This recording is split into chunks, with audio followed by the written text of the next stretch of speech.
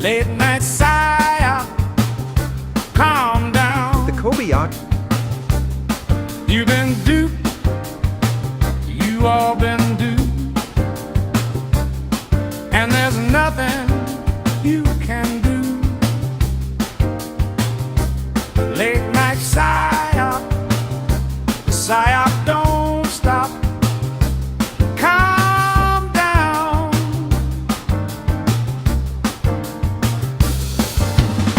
Don't get triggered like a little beach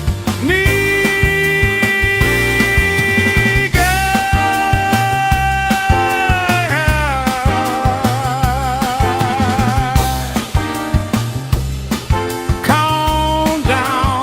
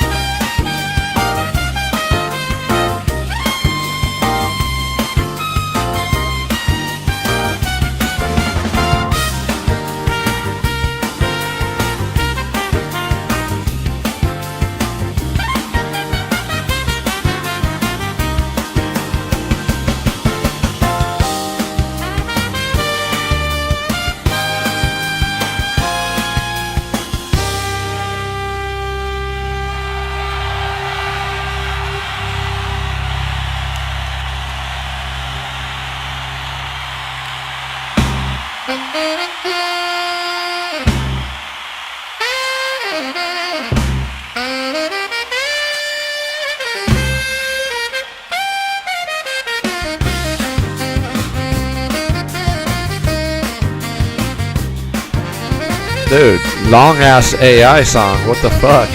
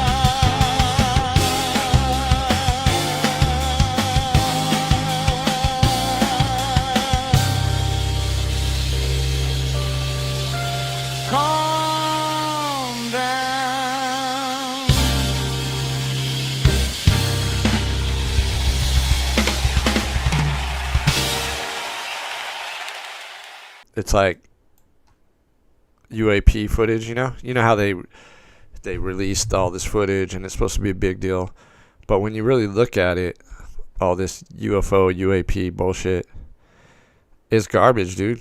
It proves nothing. It's like black and white and grainy, and it's stupid. It'll just be like it's so stupid, dude, and people are just like all about it, like, oh fuck, this is real. Especially like comedians with podcasts, they're like, oh fuck, UFOs are real now, you know. People are like, oh fucking, it's no proof of aliens. Even if it's like legit, it's no proof of aliens. It's just proof that we have some technology, some secret technology, or another country has secret technology. It's not proof of shit. So I just made this video to make fun of it.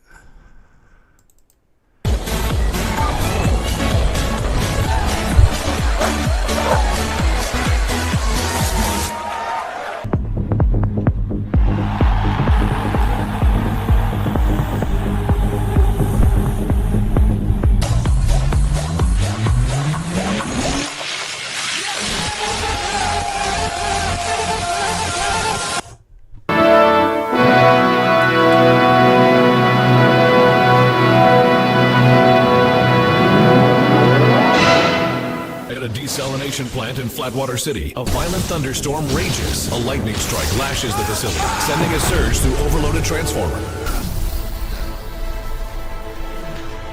Flatwater Head was born a victim of a freak electrical surge and steam disaster at the Flatwater City desalination plant. In that moment, he was given a gift. The ability to see through logical fallacies and sophistry. And he can take the form of any container.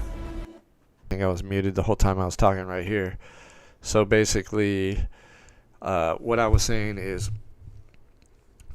people will try to discredit this video. They're like, oh, this is a P900.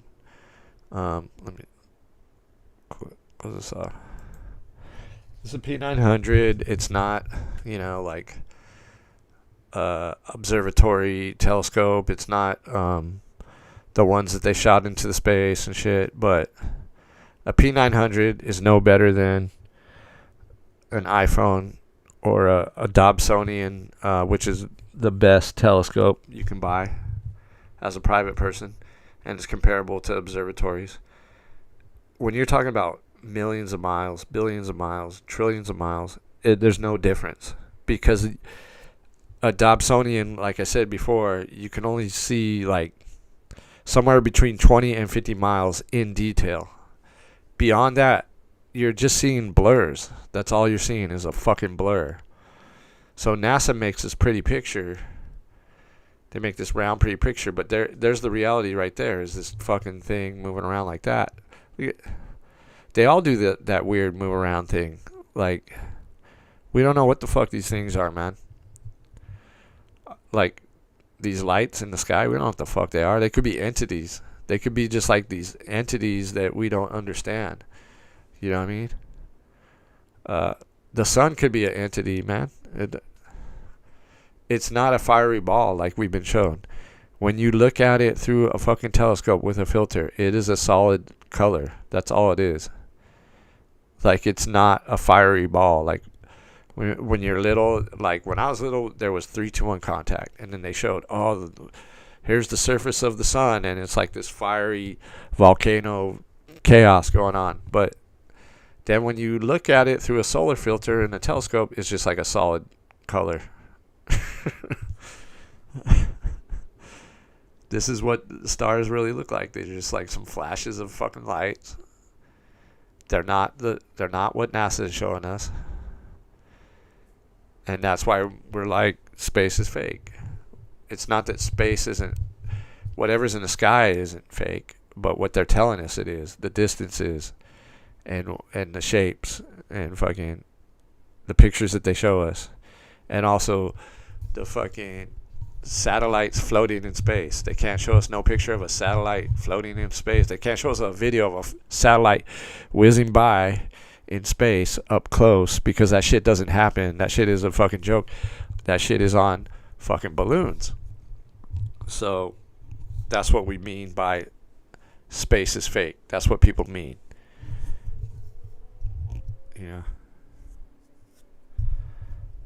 But I'm gonna make a video. I'm gonna make an avatar, and I'm gonna make a video, and then I'm gonna show like parts of this video right here is pretty good. And people will be like, "Oh, that shit's blurry. P900 is blurry." When it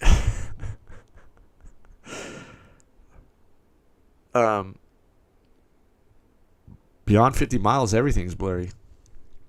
You think you think they could zoom in on a million miles away? They could zoom in and get detail. Why don't they zoom in on one of the moon landing sites and show us that from their strong ass fucking telescopes? That's not a million miles away. That's like a quarter of a million miles away. 238,900 miles away is what they say. The moon landing sites. Or are they on the dark side of the moon? Or, well, right now, didn't they just barely go to the dark side of the moon? I mean, that's the fucking story we're being told now, right? They just barely went to the dark side of the moon. This dude, good channel, man. 432. Stars Not Far, 432. Everyone should subscribe to this dude.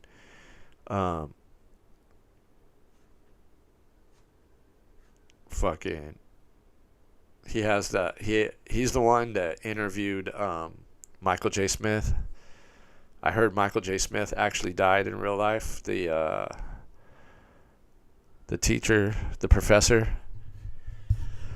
I heard that from this dude. He's pretty legit. But I was asking him, well, can you give me info on that? And he never followed up on that. So I don't know. Maybe dude's alive still. Maybe he faked his death again.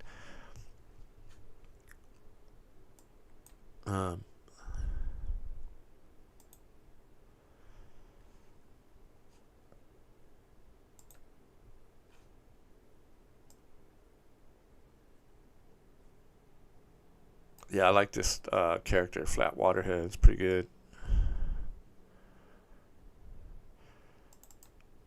The same sort of translation that the. I made this video a while ago.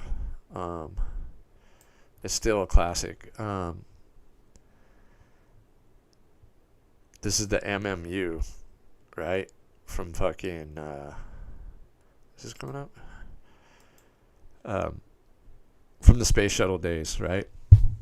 So they had this jetpack looking thing called the MMU, and it would be way far off from the space shuttle. And so anyway, there's no brakes on the space shuttle, because you're like, well, how do you maintain 17,000 miles per hour?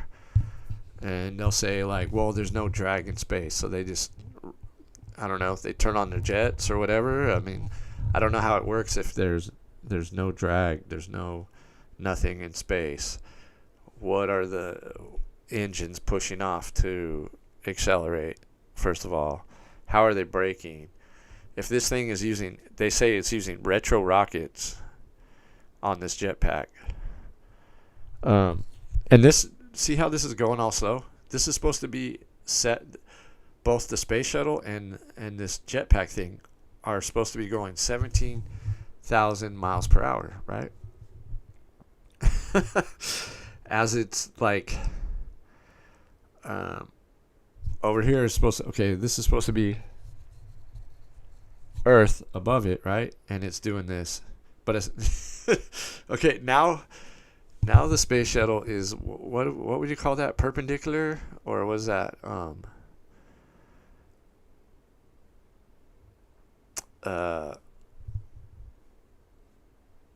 it doesn't make sense. The angle that the space shuttle is in right now, it's supposed to be going 17,000 miles per hour. They never brake, right? And then that dude's going 17,000 miles with it.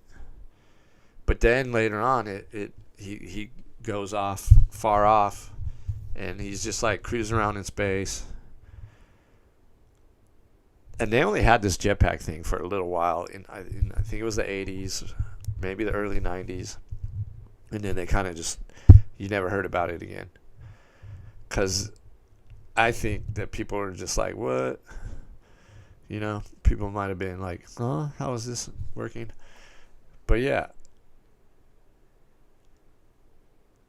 the space shuttle days were terrible, terrible. Look at this. Look at this fucking This one, I think that one's from the Hubble launch. Look at this. Look at this shit. It's so fake looking right here.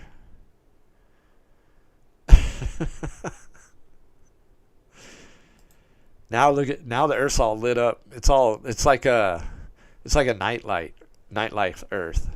It's all lit up from the inside and shit. Look at that shit. Look at that angle.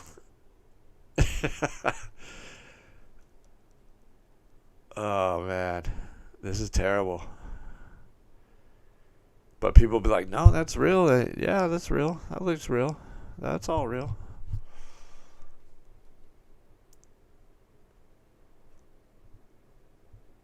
I just put that in there like, this is what it looks like when something goes fast. In relation to something in the background. You know what I mean? Like, that's going only 1,000 miles per hour. That thing's supposed to be going 17,000 miles per hour. You would see that difference with the Earth. You would see it just like cruising by the Earth super fast. But you don't. You see the Earth like going all slow.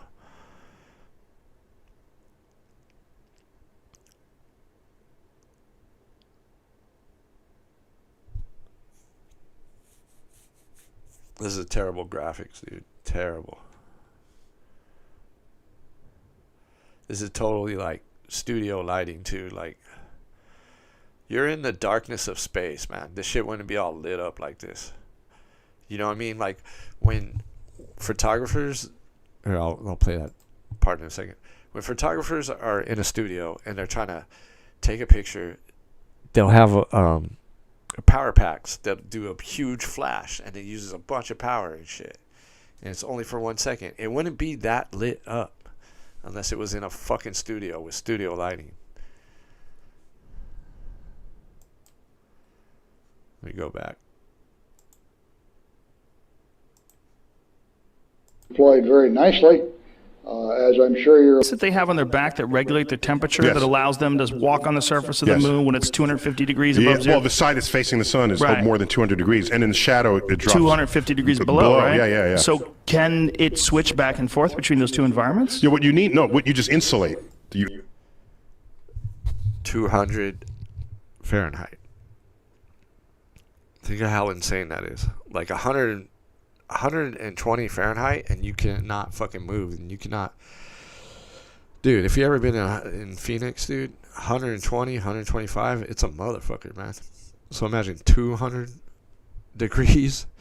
So it's 200 degrees, and then you have this jetpack, or you have this fucking the spacesuit, and all it has is some water going all over the place, and it's supposed to, and insulation is supposed to hook you up, dude.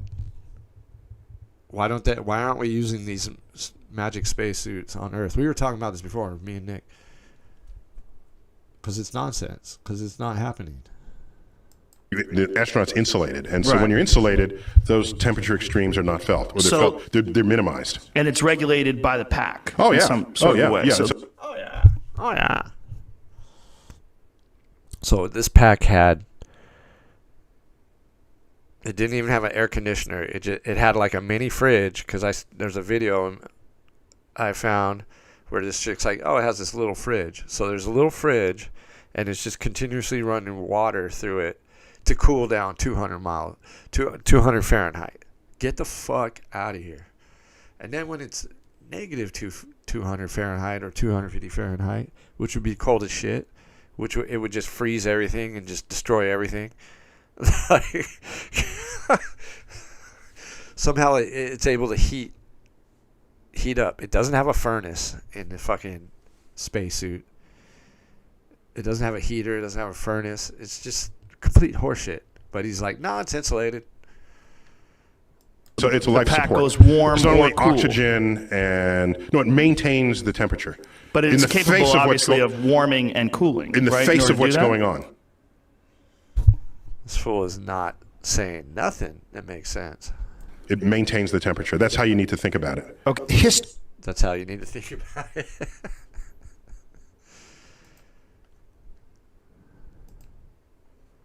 But yeah, anyway,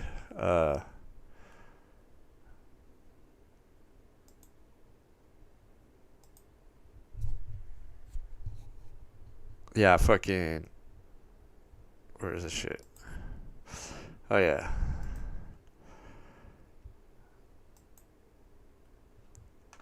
So I have the SoundCloud theoretical model researchers, you know, and like I tried making beats and shit. I don't really know how to do that shit, but I fucked around with like different apps and shit, made some fucking songs, whatever, and then I was like, well, fuck, I want to publish this shit, fuck it. So what I looked into is like you can publish songs through SoundCloud. So I've published like 3 songs, right? And it was a bitch. And I tried to publish like a bunch more, like at least 10, 15 more. But it like denied me, even though I paid for the Pro. I got SoundCloud Pro, whatever. And then it's like unlimited publishing, whatever. But that's all bullshit. You have to put it in perfectly. And if you don't put it in perfectly, it just won't go through. And I just gave up on it after like a couple weeks of trying to do it. I was like, man, fuck this. But I was already paid up for the year. They already, you know, like some of these songs got 2,000 listens, you know. And one of them got like 7,000 listens. It's cool, man. My message is spreading. That's all I care about. I don't give a fuck. I didn't make no money. I think I made like 10 cents. It said I made 10 cents. But I don't know how I would get that dime, and I don't care.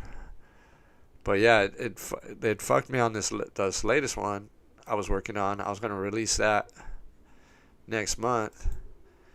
Parts unknown. I only got 13 tracks so far. But like, look, 2,000, almost 2,000 right there.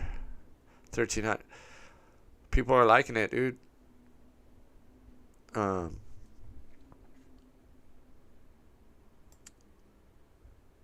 got a few followers, like 50 something. So it's cool. And I haven't really. I made like, I don't know how many songs, but a lot of these songs are like remixes of the same lyrics. It's like the same lyrics. It's like house style, or it's a breakbeat, or it's industrial, like, or it's disco. I did a lot of funk. Just doing AI prompts and shit, you know. I haven't really made I'm not like writing lyrics all the time, but if a lyric comes to me, I'll fucking write it down somewhere, and then I'll make it later. So, yeah, I didn't make any of the fucking actual music, but I wrote the fucking lyrics, and some of these songs came out tight, you know? Fucking, this one, I feel like came out really good. Here, check it out. Welcome to the PsyOp. Late night PsyOp. All day PsyOp. Calm down. You've been duped, and there's nothing you can do. Late night PsyOp. The PsyOp don't stop. Don't get triggered like a little bitch. We all know that the news is all lies, and Epstein is still alive. All the shootings are fake, the elite never die. Voting is a lie to pacify the public. It's a rigged system of plutocrat puppets, but then you vote cause they sold your hope. Hit the dank, the coke, the chill. Nothing you see is real, and nothing will get better. Shout out to the gatekeepers. We know you're fake cause you promote aliens, UFOs, and politics, Terraria, Mandela effect, and other stupid shit. Only noobs think that shit exists. Obvious gatekeepers working for the state. The script is tired and predictable and too late. I seen your IMDb be a sure sign of inauthenticity. You never speak on on the flat earth. Dual pole map, challenger hoax, out of ponds, a building 7, all the little hat bagel eaters. Just spreading more misdirection if you do speak on flat earth. It's with the straw men pushing domes and religious maps. Low key jet suits, not the dual pole flat earth map. No, don't ever talk about that. Only the false dichotomy of the eye see map a globe. Only with fake leaders promoting outdated ideas and trying to sell in apps, begging for donations. Worlds beyond the poles, what you know about that? King's the throne, you never read that. Just promote a tinfoil hat. What you know about the Kobayashi map? Jala Andy Hoy and the ill-fated Berserker crew. Brian Mullins balls out, physics forced the line. The Sagnac effect equals failure. The Mickelson-Morley experiment, the Bedford level experiment. All the laser tests over water and frozen lakes, no curvature ever detected. P900 videos that show no curvature. Water is always flat at rest. Noit curved like on a globe, a fact of hydrostatic. Show me the bendy water. The horizon is flat at any height and raises to your eyes. Cause there's no downward curvature, only more land. What's the curvature formula? You don't know cause you never did any research. You dismiss everything with incredulity and ridicule. But you think you're on a globe, ha ha ha. You all been duped, stop listening to gatekeepers, influencers, spreading misdirection. Think for yourself, experts told you what to think. The news lies and the government lies, but not science, never history.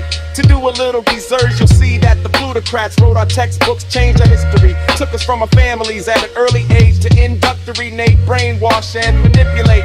They use science to lie, experts spreading degrees like Freemasonry. You can't trust your own mind or senses, but you see the sun move, it's clearly moving, and we feel no motion. Late night PsyOp, all day they running PsyOp, something is flat earth. A new straw man spreading stupid shit about doppelgangers and clones and fallen angels to cover up the challenger hoax. Fuck the Wi-Fi's looking for views, spreading fake news. Gatekeep because it's what you're paid to do.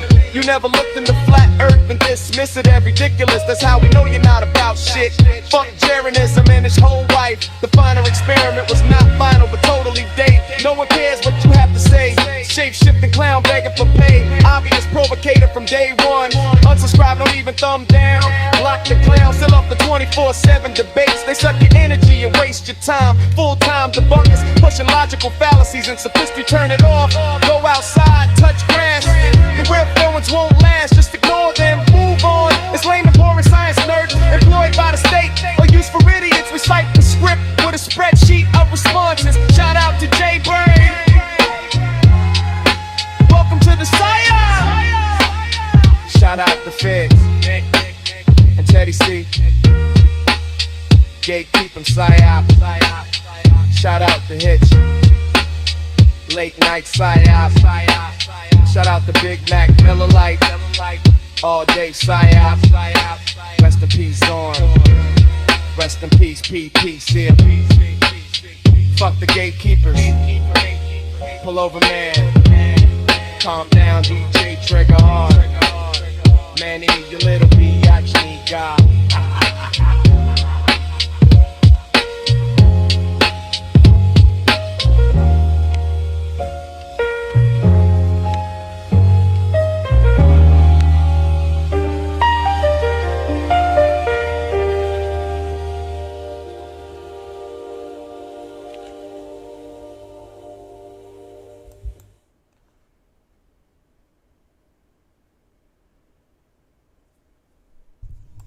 I got a bunch of shit I haven't even I made so much shit. I made thousands of songs just fucking around, and it's just so much to go through.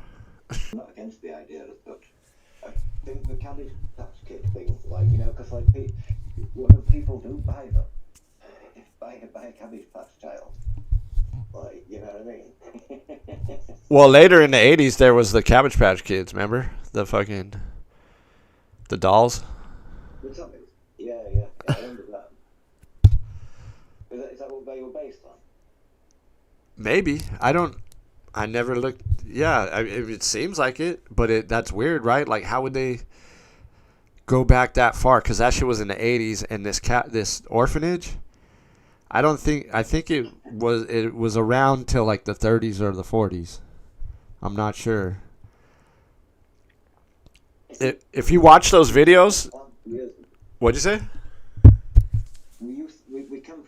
millions of years ago, like initially, that's how life formed. Like, you know what I mean? Like instead of evolution, creation came from flowers. In terms of like where my research has led me. You know what I mean, and stuff like, and also you put it in like Hindu stuff, like so like Hindu gods have been born through flowers and stuff. So I think like 500 years ago, something like that. What's the most recent one? And Yeah, I don't know, man. That's pretty. So you think we evolved from flowers? When we had the forest years ago, Yeah. right, when we had the giant trees and all that lot, right, because like the forest is like a brain network, isn't it? Everything communicates with each other and stuff, right? And it's kind of like that goes on with sunlight and water. Water's got memory and all that kind of thing, and that's like the great divine two in a sense and stuff like that. Sunlight and water, like the masculine and the feminine, and that's like, you know, that's basically the communication with spirit and that kind of thing. And that, because you get your cymatic patterns in water, you know, when you're like, oh, sunlight in water and how the water moves, and it kind of, you get those patterns of that. Yeah. And stuff, right? That is like the repetition, right? Because what nature wanted to do is like reproduce it, right? Because that communication in that water, through sunlight and water, that's sort of the same what you got with your root systems and how the trees communicate and all that kind of thing. It's also the same in your body. So like your muscles, your nerve systems and all this kind of stuff. It's all based on the same design. So it's like the origins of life theory and that lot. You know, it shows that we come from flowers and all that kind of stuff like. But it also shows how you were made and all that kind of stuff like. So how the water made you and all that kind of thing. Going back onto flowers and that one, like Yeah, I don't know, man. All I know is like we are so complex and they are so complex that we had to have been engineered somehow. We had to be created somehow by something. You know. No, this is it. We come through what's it called? Through the flower. It's the same as like where does an apple come from? It would come through a flower. It's got a reproductive system. Everything about it, we've got everything from the plants. Like they've got. Yeah, but what came first, the plant or the seed? You know, the chicken or the egg? Something had to have created us, right? At some point, we didn't just spontaneously. There's a seed one day. You know what I mean? With DNA in it and all this shit. It's crazy, dude. Like. Kinetic energy in the ocean. So as that travels through, it turns into a wave, and that wave is what we are in many respects. So when you see a flower unfurled in that same, like a wave, and you get all the colours of the sunlight going into the wave, so that's why flowers in all those different colours and such. That's why grass is green, and the leaves. So a leaf is very thin, isn't it? You know what I mean? Right? So like when the water is close to the beach, that's when the water's thin, and instead of looking blue, it can look green. So then that's like all plants are that colour. Humans are based off the beach, so you get dark beaches and light beaches and all that kind of stuff like.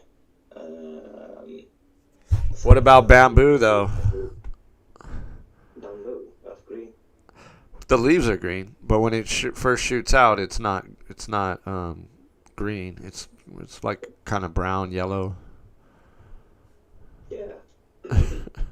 We're closer to water, so it's like it bends up and it blue to green to yellow to clear in that kind of way. Unless it's sunset, because you get all your different times of day, so it kind of goes through all different hours and all that kind of stuff, and you get like a full rainbow of colours in that sense. Yeah, all I know, man, is like something created us. It didn't just spontaneously happen. You know what I mean? And I've shown how it happened. what? You need to see it. You need to watch that series. I'm on series 11 now, man. But I sent you that vampire series. Do you watch that one? The Flat Earth? Yeah. I watched a couple. Dude, like you got to edit your shit down, man, because No. it's hard to. As it is.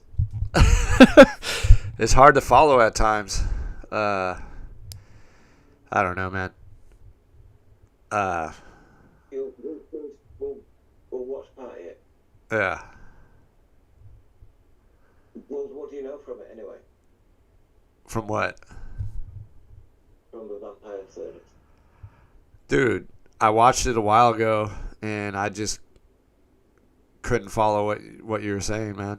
I mean, dude, I looked at it. You made like 30 videos or something. It was like, and every video was like really long. I was like, fuck, dude, like, you can't shorten this. You can't like get to the. Long, what were it about? Long? What? What were it about then? I don't remember, because this is like whenever you sent that to me and I talked to you, I looked at it and I was like, fuck, dude, I'm totally lost on what is going on here. Can you summarize it like quickly? Like, You must have some sort of, even if you get it wrong, you know what I mean? yeah. But dude, your videos, you had like at least 20 or 30 videos in that series. There's going to be another series to it. What? Second series is coming out soon. Second series is coming out soon. There's got to be a way to get to the point, like simplify it or something, man. It's simple. It's simple. Right. At the beginning, right, I'm addressing like flat Earth and all that kind of thing, right? Because you got a lot of satanic, Luciferian type things going up in truth movement, and we're already aware of all these shills. You know what I mean? Right. There's a lot of people who don't trust and all that kind of stuff, and base dealers work in the tech out spotlight and wear shadow band and all that kind of thing, right? So there's something up in there. There's definitely something up, right? So you got to think about like when the fate, the globe, right, they didn't do a very good job. At the time, it didn't matter that much because, like, you know, a lot of things would be based on trust and all that kind of stuff, but also, like, you know, the limitation of technology and all that kind of stuff. It's like we didn't have the internet, we couldn't really explore and investigate things ourselves properly. You know, I mean, we just had to rely on news and whatever they said, stuff like that, and, you know. So, you know, it's kind of occurred to me, it's like, you know, part of it's like, it looks like it's designed to prop up. You know what I mean, in that kind of sense. It's like, it's designed so we eventually see it again.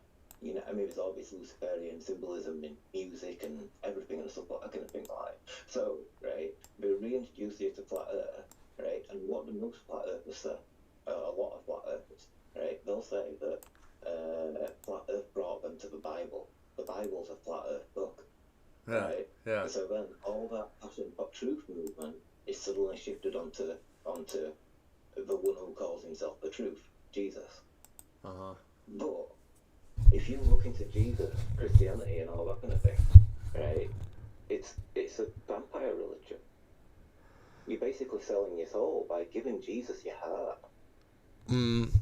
How is it a vampire religion? I'm not like, just so, I mean, you should know, I don't know if you know, I'm not religious. You drink the blood of Jesus. Oh. Oh. And then you've got all these like, elites with blood. Oh my God. Yeah, but they're not. The elites. We're the sheep. We're not supposed to drink the blood. We're just supposed to let the Lord shepherd us like livestock. Right? So you've got to think, Jesus died for 3 days. You've got to die before you can become a vampire. And he resurrected. All right. Well, I mean, how you're explaining it now is cool, but like your videos, dude, they're fucking long and it's hard to follow, man. You got to shorten that shit down, dude. That's all I'm saying. You like have your long videos, but then have like a short version. And watch it through. You need to watch the second one then. Oh man. Most people can follow along with it, like, you know what I mean? It's not really. I have like limited time to be watching TV though. You know what I'm saying? Like I don't watch shit on my phone. You You know how people have their phone and they look at shit on their phone all the time? I don't do that. When I go out places, I'm there. I don't look at my phone ever, man. You know? I don't look at my phone either. The only time I watch TV is when I come home at night and I only got a few hours to watch TV before I got to go to sleep and shit, man. And your videos are like super long, dude. But Steal it. well, She'll steal it, so it's worth for them to watch it. who is it? In terms of like, she'll steal it. Jaren steals it. Fucking Witsit steals it. Bro Sanchez steals it. They stole shit from you? Steals it. Jaren stole. Yeah. Jaren stole me Bible contradictions, and he was doing that for ages. He was doing all them streams, and it's like, that was based off when I were on banners, and I was talking about it then. That's like years ago. But no, loads of stuff, even the stuff off my channel from years ago, like little flat earth group things and stuff like that. But loads of things from being on panels, which were stolen. But it's more since I've been doing it on my channel, and it's like, I started my third ban, and then it's like, I'm seeing them all steal it then, it's kind of more obvious in a way. It's more piss taking, you know what I mean? Because it's like, anybody can say something on the panel and it's inspired somebody, but if you're making content and stealing it, but then it's like, well, that is literally my intellectual property and stuff like that. So you're saying that these fools have been stealing your work for years? Yeah, for years.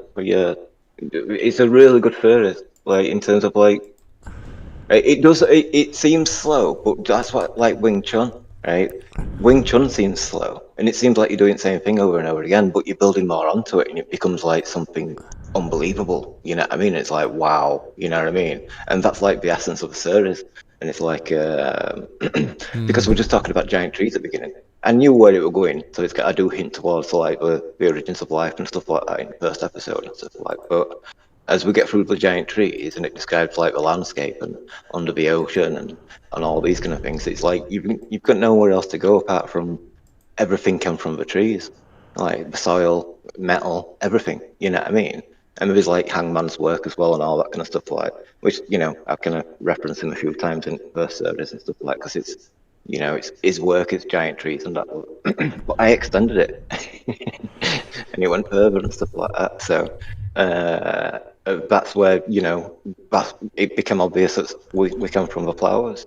So in terms of that, doing the research for that and looking for evidence of it and stuff, right? You've got these fir trees. This is in first series. What trees? These fir trees, like a fir tree type of fir tree. I think it's in Thailand or whatever. And it's like got a Douglas motile, fir. It's got motile sperm. The flower has, which means it's got independent movement. You know what I mean? Your phone's mobile. You can pick it up and take it around. But if it were motile, it'd be able to get up and walk around itself. Right. Which is what that is. So it's showing you that plants can have that independent movement. We've also got, like, because my service. Wait, hold on. You're saying there's some fir tree that has legs? No, it's got sperm which moves on its own. It's got independent movement. So it's self-conscious in that way. What kind of fir tree? Like Douglas fir? It's on my series. I can't remember what it is. About Naga tree. It's supposed to be like a fucking Naga cave, sorry, where it looks like a petrified snake in Thailand. There were loads of videos about it years ago, so you will have seen it and stuff like that. I think that used. Well, to the be Naga tree. If you look at the branches of a Naga tree, I guess if it was petrified, it would look like snakes, because just how the shape of the branches are. The way that they would go, you know what I mean? Okay.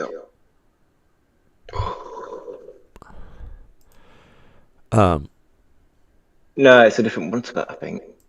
Oh, it depends. There's quite a few different potentials of what it could be. What it could be. Introducing Ken. But it's like its bark looks like snake skin. So that Yeah, right Naga here. cave, the petrification of the rock is the same pattern. See this right here? The Nanga Linga tree? Is this what you're talking about? Wait, where is it? I can't see it. It's not on my phone. Like if Screen sharing. Is it on YouTube? yeah, on YouTube. Oh right, I've got it now. You missed screen like a few seconds. Basically, if this tree was petrified, this shit would look like some snake shit. That's just like the shape of the fucking the branches. Is that what you mean? I was disputing that there was a snake in that video as well. I was like saying that I think it's one of these trees. It might not be that one that you're pointing out there, but but yeah, it's still. I think it was one of the same trees. It could be a snake. I don't know. I'd have to go there to see it properly and stuff like that. But it could have been a tree as well.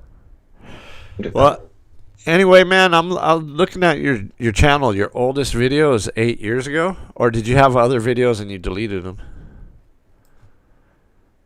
And deleted, didn't I? You haven't deleted no videos? No, because I've got a playlist. What's it called? Pop thingy, series, Origins of Life. I've got another playlist about vampires, but they're going to be part of the main playlist as well. It's all part of the same series. So it's like we've come to the middle of chakra of the creation. So now we're going into the dark side. So showing you the truth about Jesus and all that kind of stuff, like. And it's a very bad thing. You don't want to give yourself to Jesus. So I'm telling you now. You're not religious, I take it. I'm spiritual. Uh-huh. Spirit's real. But I mean, Jesus is waging war against spirit. Your family, you're from England, right? Yeah. Is your family like Catholic or Christian? People weren't religious at school and all that kind of stuff. Like, you know what I mean? It's like, you know, like our I'm just saying, your family, kind of was your mom or your dad like made you go to church and shit like that? No. No. I went to my first school, next door to a church, and it was called church school, right? So they also had like special permission to go there. Like, so we used to go there like twice a week or whatever, stuff like that, with school and stuff like. Like I said, we're only little and all that kind of thing, but in that kind of sense, it did give me a bit of, I don't know, in terms of, because I was spiritual when I was young, and that kind of influence of like, you know, having like Christianity imposed upon you and thinking like that's like, you know, the way, you know what I mean? I didn't have family oppression with it. They didn't care in that kind of way. Not care as such. It's kind of like, you know. I had to go to church when I was little. I had to go to Sunday school and church until I was like, I don't want to go to this shit anymore. And I was like 5 years old, and I told my mom, I don't want to go there. I don't like those people. And the only reason I did go, like, they took me, whatever, but they had like cookies and chips, and like the chips that I like, you know what I mean? So I was like, yeah, okay, let's go there. That's all I gave a fuck about, you know what I mean? But then when my parents left, and we're in like Sunday school, they're fucking assholes, you know what I mean? And they're telling me about Moses or whatever. I don't know what the fuck they're talking about. I'm fucking 5 years old, you know what I mean? So I told my mom I'm not going there. And then whenever she tried to get me to go, I just act like I was sick. But as I got older, you know, like different, like my grandma or whatever, we'd have to go to the church for whatever reason, like it was Easter or whatever reason, you know, because my grandparents were Catholic, you know, and but then at a certain age, they didn't give a fuck.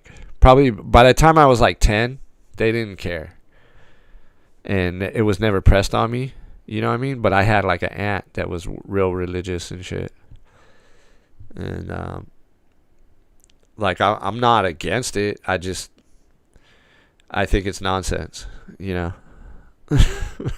It's real. Well, I think what's real, there is like power in prayer. I believe that there's power in prayer, and then because it's intention. It's kind of like chaos magic. It's like the same thing as chaos magic. It's You don't want to connect to that God, though.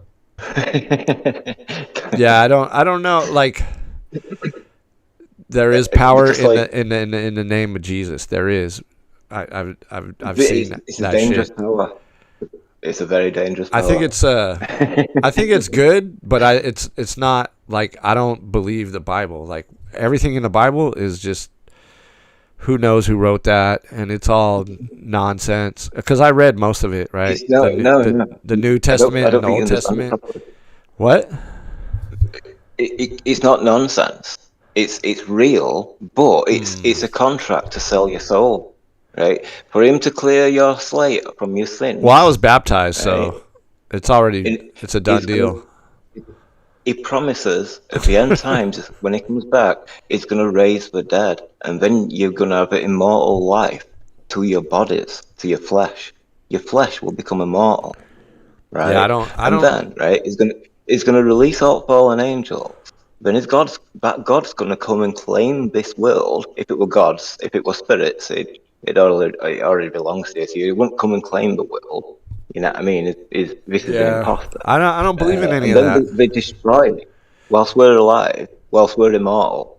We've already died, but we're we're having to face all this like this torture and shit like of the world being destroyed, and we're in it at the same time, but we can't die, and we end up we're begging for death. The Bible says this, right? But we will be begging for death, but it will not come, right? And Jesus is there, and he's releasing all fallen angels and shit.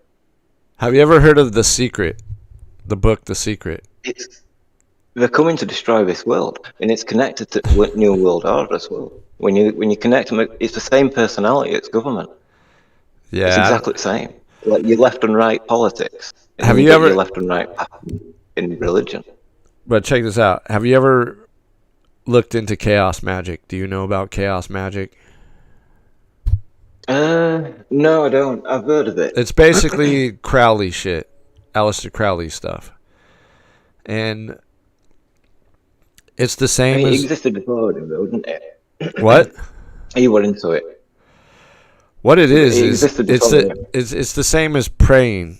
It's intention. It's like you manifest stuff. You know what I mean? And it's a system like it's the same as like Buddhism or anything, dude. All these religions are the same. There's no magic guy. No, they're You not. make your own They're not. magic. That's the secret. There's no Jesus is magic real. guy, dude. It's all bullshit. It's real, but he's a vampire. I'm I telling think the truth. people believe that, but I don't believe It it. tells you, and it tells you, and the Bible is the morning star, which means it's Lucifer. It's a Luciferian religion. That's why Freemasons hold a Bible. That's why Freemasons wrote the Bible. Yeah, well, the Mormons, they believe Jesus' brother is Lucifer. And that's just like another version of Christianity, the Mormons, you know? It's like part 3. It's the same person. Yeah, I don't think it's like I don't think there's fallen angels. I don't think there's some God, but I think that there's power in many people believing the same thing. That's where the power is. Like when there's a group of people praying for something, shit happens, dude. Or even if someone's a true believer and they pray on something, or they just it's just the power of intention, dude. It's your belief that's the power. I don't think that there's like a supernatural power, dude. That's just what I think.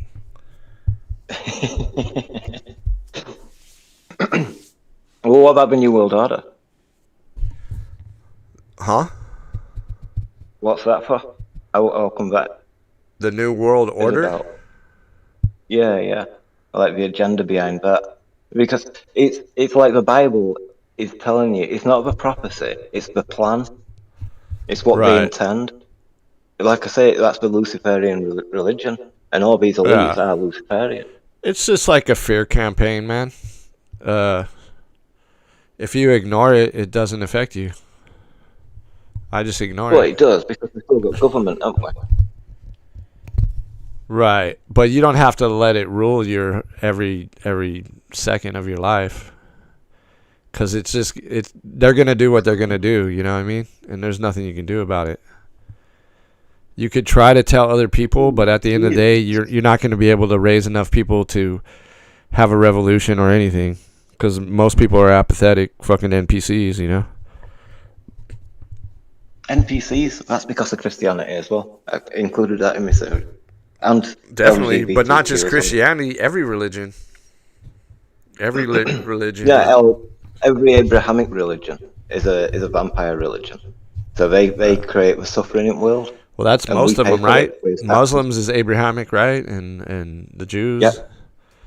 So. Jews. Them three. I don't know if there's any more Abrahamic ones. Yeah. Well, what about Hindu? They that's believe like in a bunch of crazy. They got all types of crazy gods. The Hindus. Well, that's it. It's multi-god rather than just one god.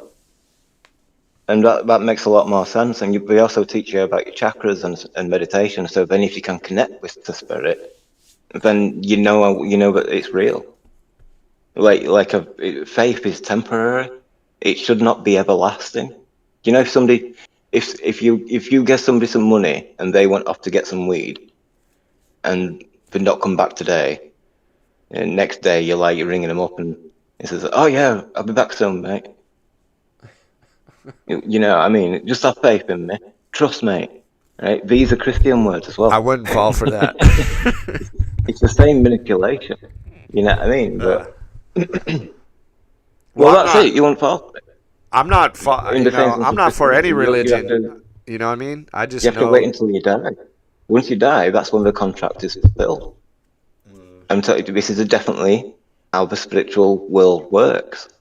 And if you give that demon your heart, which it asks for you to do, a spirit would never ask for your heart. Only a demon will ask for your heart and want you to drink its blood and shit like that kind of thing. Right? I'm telling you that Christianity is the most disgusting thing. But that's Catholics. That's not Christianity. That's a Catholic thing. Drinking the blood of Christ. They're all part of the same thing. It's all part of the same thing. You know what I mean? Because it's like, you know, Christianity is different than Catholics, dude. Catholics are way different. Murdered in Jesus' name. Who? So, all those so-called witches, which were no evidence for against those claims. There's never been any evidence of them murdering babies and all that kind of stuff with it. So, you know. What are you talking about? There's no evidence of it. All the witch hunts. You know, witches got burned. You don't know what the witch hunts are about? They were vampires. I'm telling you. They weren't vampires. The vampires were ones doing burning. It's the same today. Dude, how come... Okay, look, you know the Puritans? They were fucking satanic, dude. What? The Puritans. The Puritan religion. You know how they have those boots? The boots with the square fucking buckle that's the same thing on a witch's hat? You never looked into this? Yeah. No, I'm not familiar with Puritan as much. That's who was in Salem when they had the witch shit. Dude, that whole Salem shit, it's just like Pizzagate. Yeah, those fools were fucking cannibals. But anyway. I don't know. Yeah. I don't know, dude. I don't think any of that shit is real, though. You know, like you're saying, like something's gonna happen when I die. We don't know what happens when we die. But you've got still the card.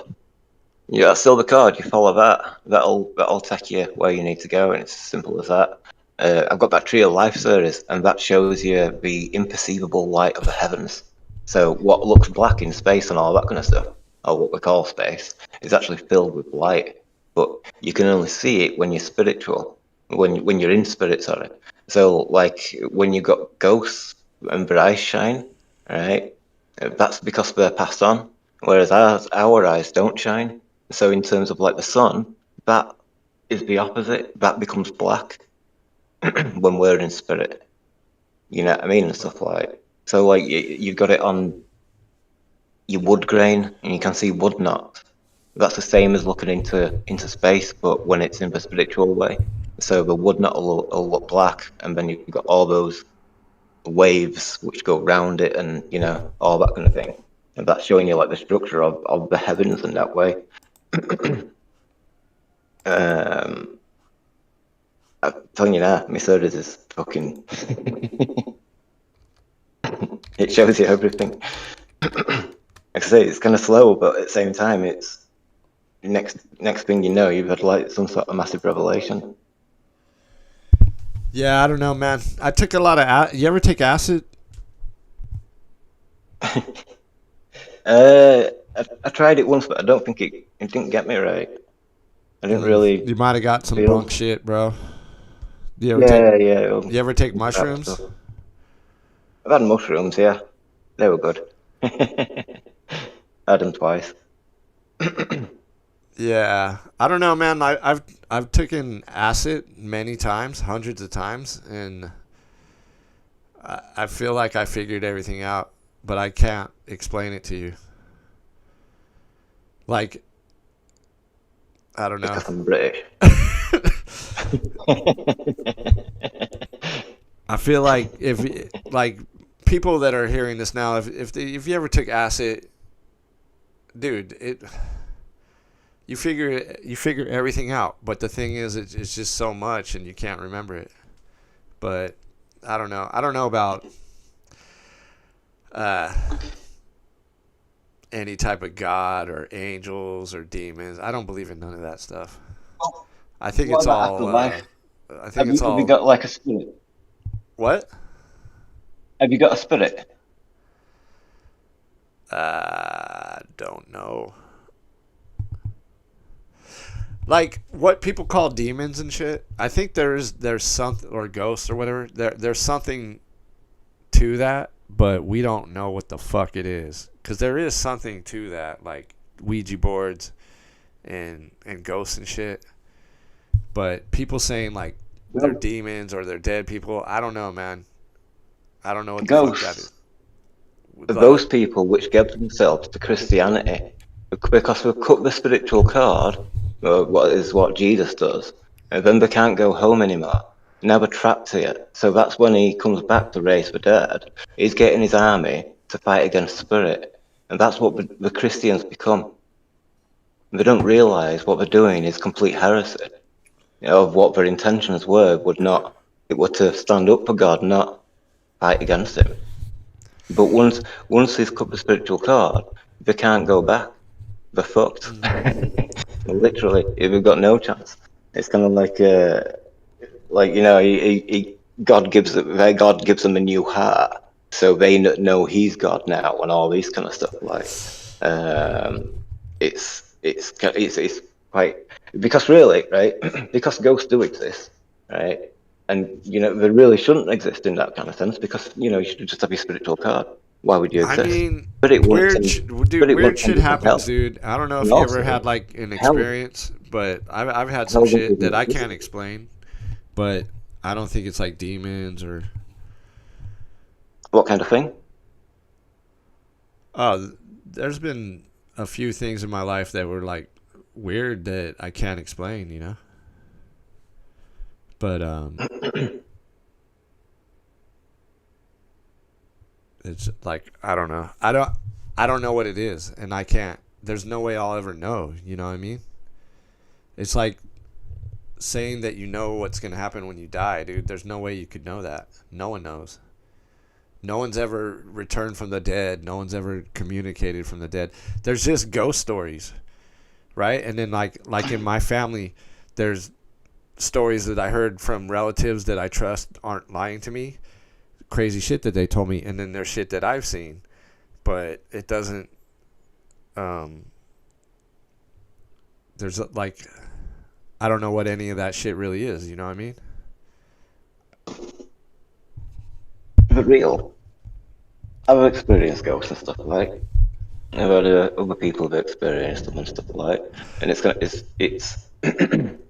not something you want to say in terms of like, you know, like back in '90s before internet and all that kind of stuff. Like you come out with a story about that, about ghosts and stuff. But how you know you and weren't then, tripping? Like maybe you were tripping though.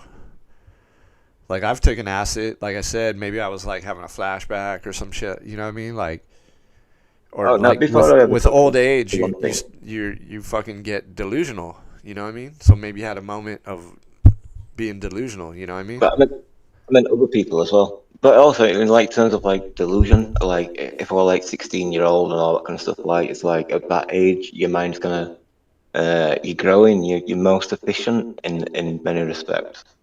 Your mind's the most accurate. So it's very unlikely that you'd be delusional or all those kind of things and stuff. Um, it's a thing which is kind of like, it's kind of proven in many respects. Like Reiki, for example, if you do Reiki, right, they attune you to it, which then it opens the chakra and allows the Reiki energy to flow through, and you can feel it. It's like, you can literally feel it. So it's like, you know what I mean? It's like people which are skeptical of it, they can just go and do it. Can do it in one day. You know what I mean? You're there for like an hour or something like that. Have to teach you everything or whatever else and all that kind of stuff but which is it's really basic, but in terms of like evidence, I've gathered enough evidence in terms of like proving it to myself. You know what I mean? It's how do you prove something spiritual to somebody else, you know what I mean, without getting them to walk the path? It's kind of like, walking that path is the only way to do it, really. So it's like in terms of like what I can achieve through meditation, like astral projection and all that kind of stuff. If you can astral project, then you can experience. I did the some astral shit planes. like that, dude. Like I read this book by. You ever heard of Ingo Swann? I'm not sure. Maybe not. Ingo Swann is the guy that supposedly, like, they have remote viewing. Like the government was studying remote viewing. So Ingo Swann is the guy that made this shit up. And like, so I heard that shit on Art Bell and shit, and then I was like looking for his books, and then I found one of his books in the library, and it was all about out of body experience, astral projection shit, and how to induce it, right? So I was trying to do that. And I kept trying to do it. And then finally I did it, dude. Like I did, like for like 1 second or like 2 seconds. Like I felt like I came out of my body, and then I was like looking at my body, dude. But I could never do it again. And it was like right before you go to sleep, and then you kind of like wake back up. It was some shit like that, dude. So yeah. Did I do it, or was it a dream type thing? But like, what happened is, like when your foot is asleep or your arm's asleep, and it feels like needles in your arm and shit. It feels all crazy. You know what I'm talking about? Yeah. Pins and needles. It's like it's like the circulation is cut off or something, and you gotta like shake it to get it to normal. That's how my whole body felt, and then like I popped out. Like there's like an exercise that you gotta do, and I kept doing that, dude, for like weeks, and then finally it fucking worked, but I could never, and I kept trying to do it after, and then I just gave up on the fucking thing. But I don't know, man. There's something to that shit, but I kind of like I don't want to like you're talking about this Reiki shit. I don't want to get involved with it. There's no wrong with it. It's like I don't know like what it's really about, man. Like I don't want to get involved. That's all I'm saying. Dude, FaZe, are you there or what?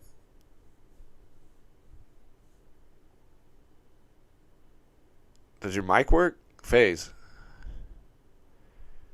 It's full of PsyOping. Yeah, I'm here. I'm just listening, bro. All right. What's up, man? Hey, guys. Oh, what's up? What's up? I think you guys were saying the same stuff about religion and and belief. I think you guys were saying the same thing and not realizing it. Like, if it's GM, you were saying like there's power in belief or something, right? Like, Yeah. there's power in, yeah. But I think that's the understanding that like the people here who seek to have power over you understand very well. So it's like if you can get most of the people on Earth at any given time to be believing in something that they can't verify, but like it's so strong, that belief, that like in their heart it's unquestionable almost, like it's just true to them, then it's working. You know what I mean? Like that, those, whoever told you that story or whoever wanted you to hear that story and then in turn believe in it now has some kind of power over you if the story is not 100% true. And that's the thing with religion, is like you can't prove it to be true. And if you start asking questions, people look at you like a heretic or something, like there's something wrong with you, or like how dare you even. Especially these Abrahamic religions, like they have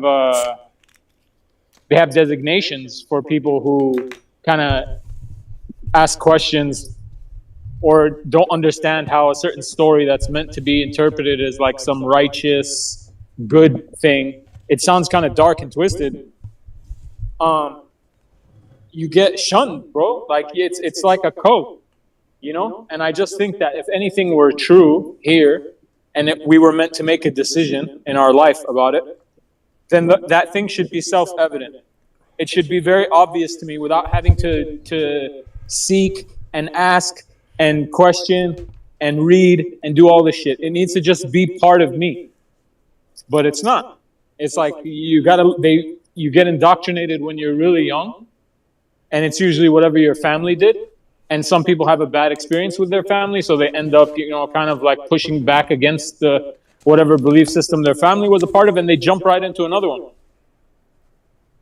Just this sounds more appealing. Or this is, my dad who was like abusive, he believed this, so now I believe this other thing over here. And it's like, I don't know that you're winning in that case. You're just kind of like you found another fucking trap. But if people don't listen to anything, the words there, like what it actually says in the Bible and stuff. Like Jesus is truth, and they'll quote that over and over again. All right, but they don't tell the part where he's gonna he's gonna raise the dead and gonna destroy this world. That's what they promised to do. Like when he comes back and all that kind of stuff. Like he comes back like a thief in the night. We've all heard that. But he doesn't come back and destroy the governments. He doesn't come back and destroy the fallen angels.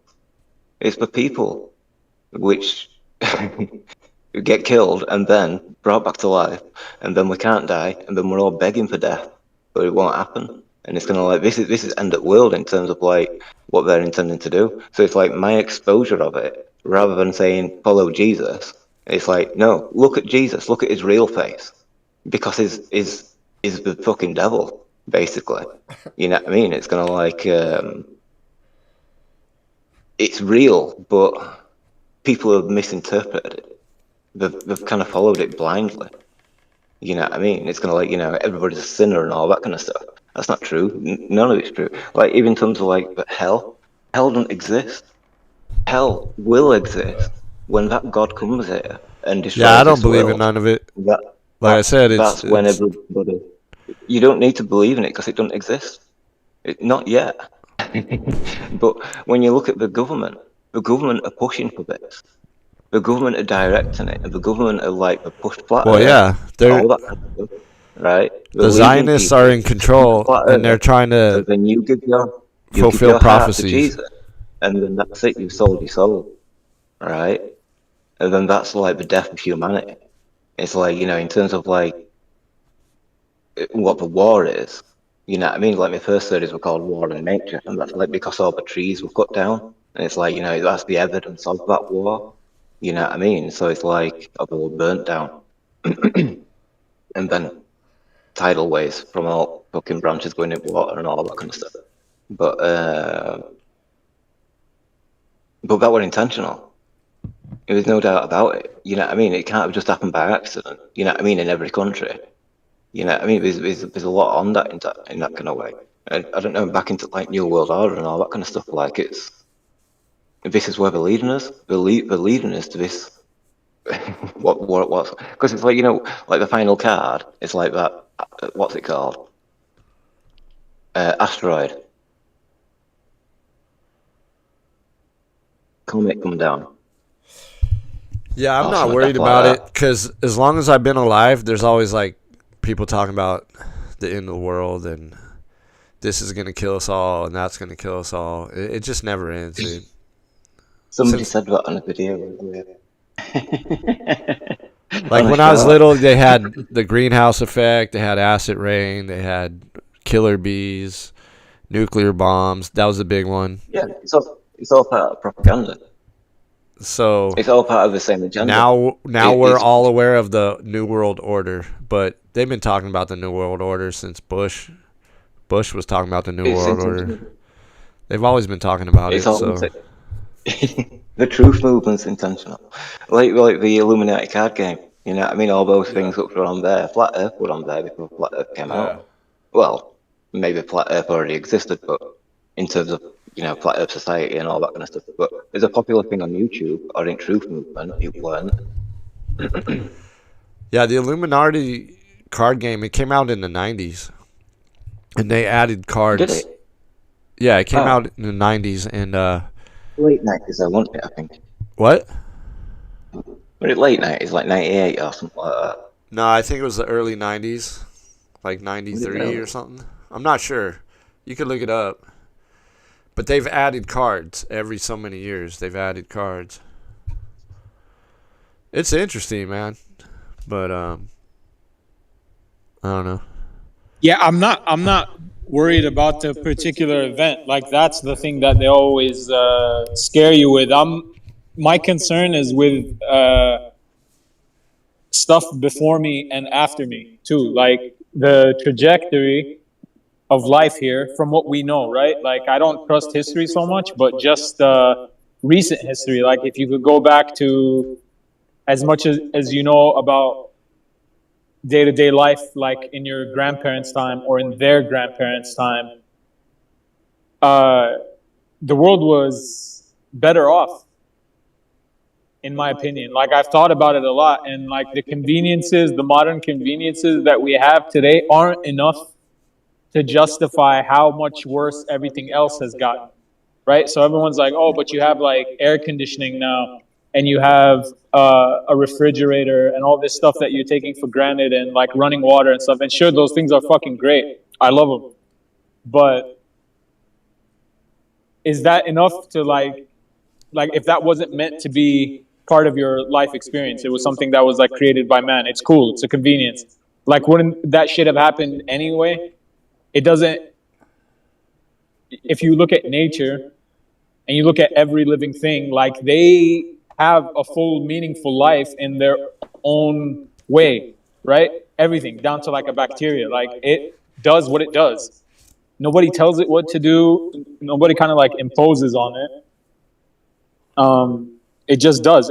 And sure, like part of it is dying too, you know, but like you can't be held back from living the full experience with just the threat of death or sickness or whatever, because that's going to happen anyway.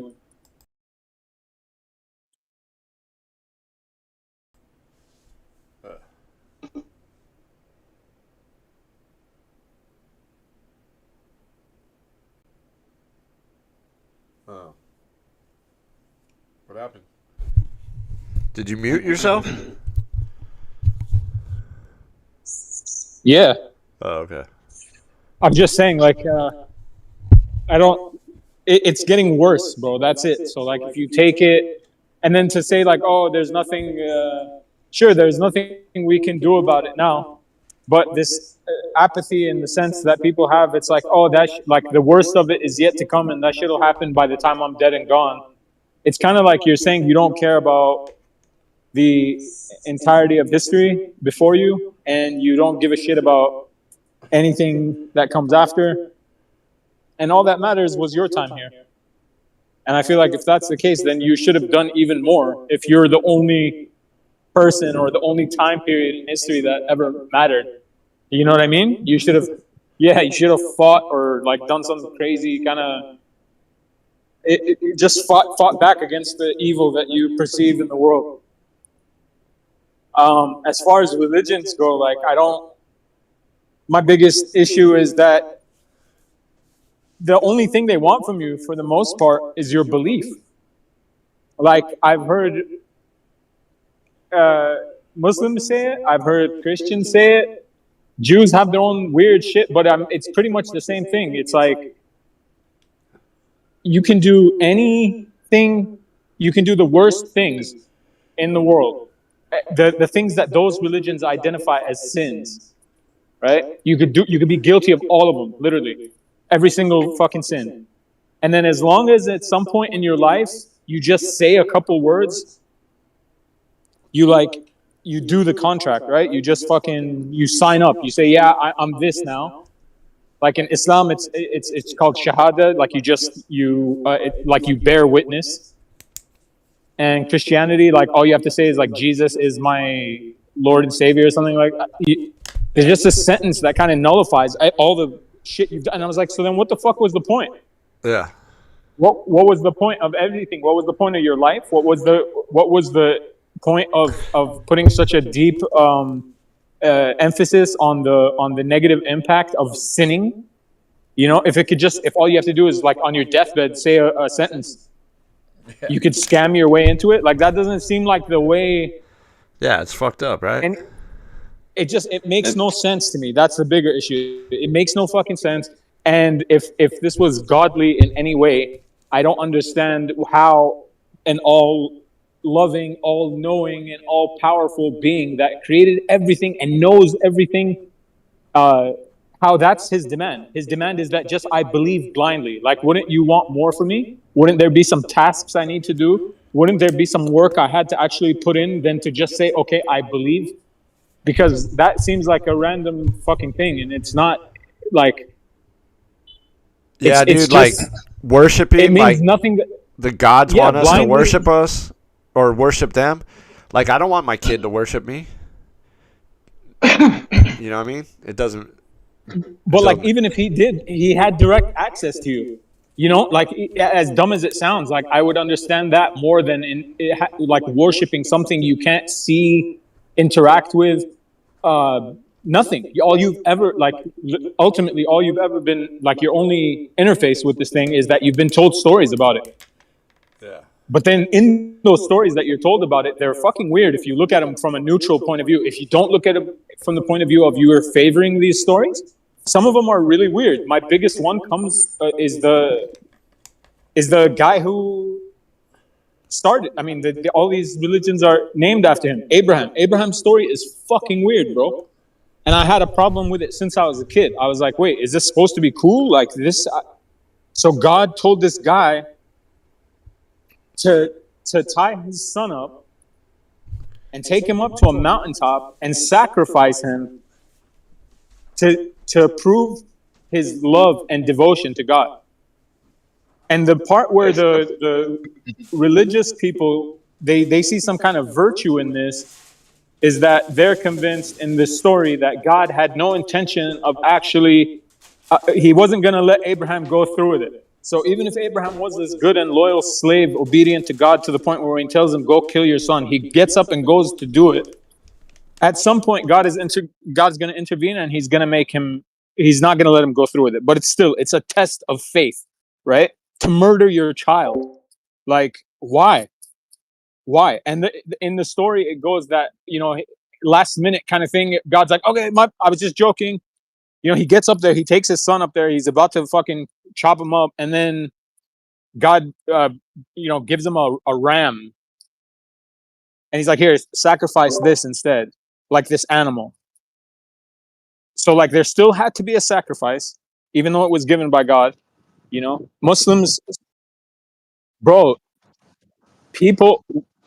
Why any of it? Why any of it though? This is the thing. It's like if I created everything, I'm just imagining myself. Like if I had a little bit of power, bro, not godly power. If I was just like a president of a country, you know, that's not something I would want to from any of my like devotees, anybody who followed me or voted for me or supported me or whatever the fuck. Like, I wouldn't be like, hey, do you love me? And he goes, yeah.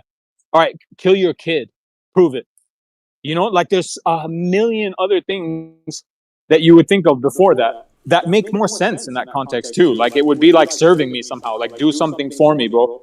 Build me a house. I don't know. Give me a glass of water. Do Yeah, it literally makes no anything sense. but murder your family. But this is the thing, and I think like now as an adult, I'm very confident in saying that story is wicked. It's weird as fuck. When I was young, everyone looked at me like I was crazy. Like, I'm missing the bigger picture.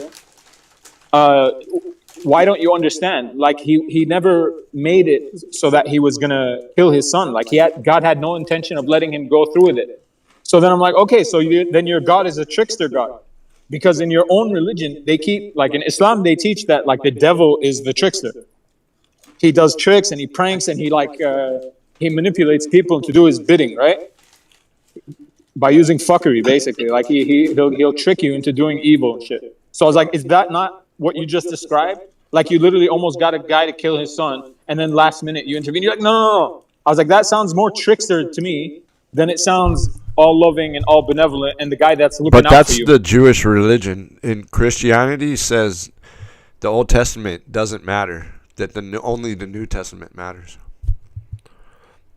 They're considered Abrahamic, bro. They have the same story in Christianity, and it's Right. just like minor differences. Like, he tied him up. In Islam, they're like, oh no, he didn't tie him up. He told his son, and then his son went No, but willingly. in Christianity, like, it's, Jesus is like, yeah, the Old Testament doesn't matter. The New Testament is all that matters. It's his new and those two teachings. books describe two completely different gods. If you read it, like, they say it's the same, but the guy had a major personality change. Like, he went from this weird, obsessive, kind of angry psychopath to like this all loving and forgiving and shit. It's like, are we talking about the same person? Is this a It's a sequel or what the fuck? God. That's what I'm Because saying. it's got And that trinity, that multiple personality disorder of that kind of God. So when he presents himself as Jesus, he's two-faced. That's not his true personality. It also says in the Bible that he doesn't reveal himself until the end times. So he doesn't reveal himself until he resurrects. So like that means that the previous person, that's a false persona if he's not revealed himself. It means that everybody that says that they know Jesus, they don't know Jesus because he hasn't revealed himself. That person they know can't be the right Jesus because Jesus, like I said, hasn't revealed himself. yeah, Which means is back onto schizophrenia and that lot. Because like in the series, I included a clip of a patient like describing the experience and stuff, and it's similar to like the vampire experience. Like, you know, your blood feels like it's on fire and all that kind of stuff. Like when you go through a change and all that kind of stuff, so you get the blood change. But he described it to be like lightning. But he also took control of his body, and he also referenced the devil and all that kind of stuff. Like, so then like with schizophrenia, like Abraham, that's a schizophrenic experience. So in spirituality, they said that the spirit speaks to you through your intuition, but demons will speak to you through voice. So like through your your inner ear and all that kind of thing, and you'll hear the voice and all that kind of stuff. And you get loads of Christians saying that they've heard Jesus speak to them. You know what I mean? And it's kind of like, so that's saying that we're hearing like basically a demon speak to them basically. You know, I mean, even Bible warns about all this kind of stuff. So it's like it tells you the truth about that. But again, it also leads you on into the path of the so-called light, but that's the false light, the light that the Bible presents.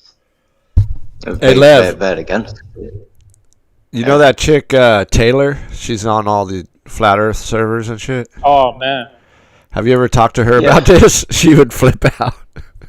When I went on to Earth Awakenings, she asked me about what my spiritual stance for, and I already had because like so many Christians in flat Earth anyway, I already kind of assumed that you were on the Christian side.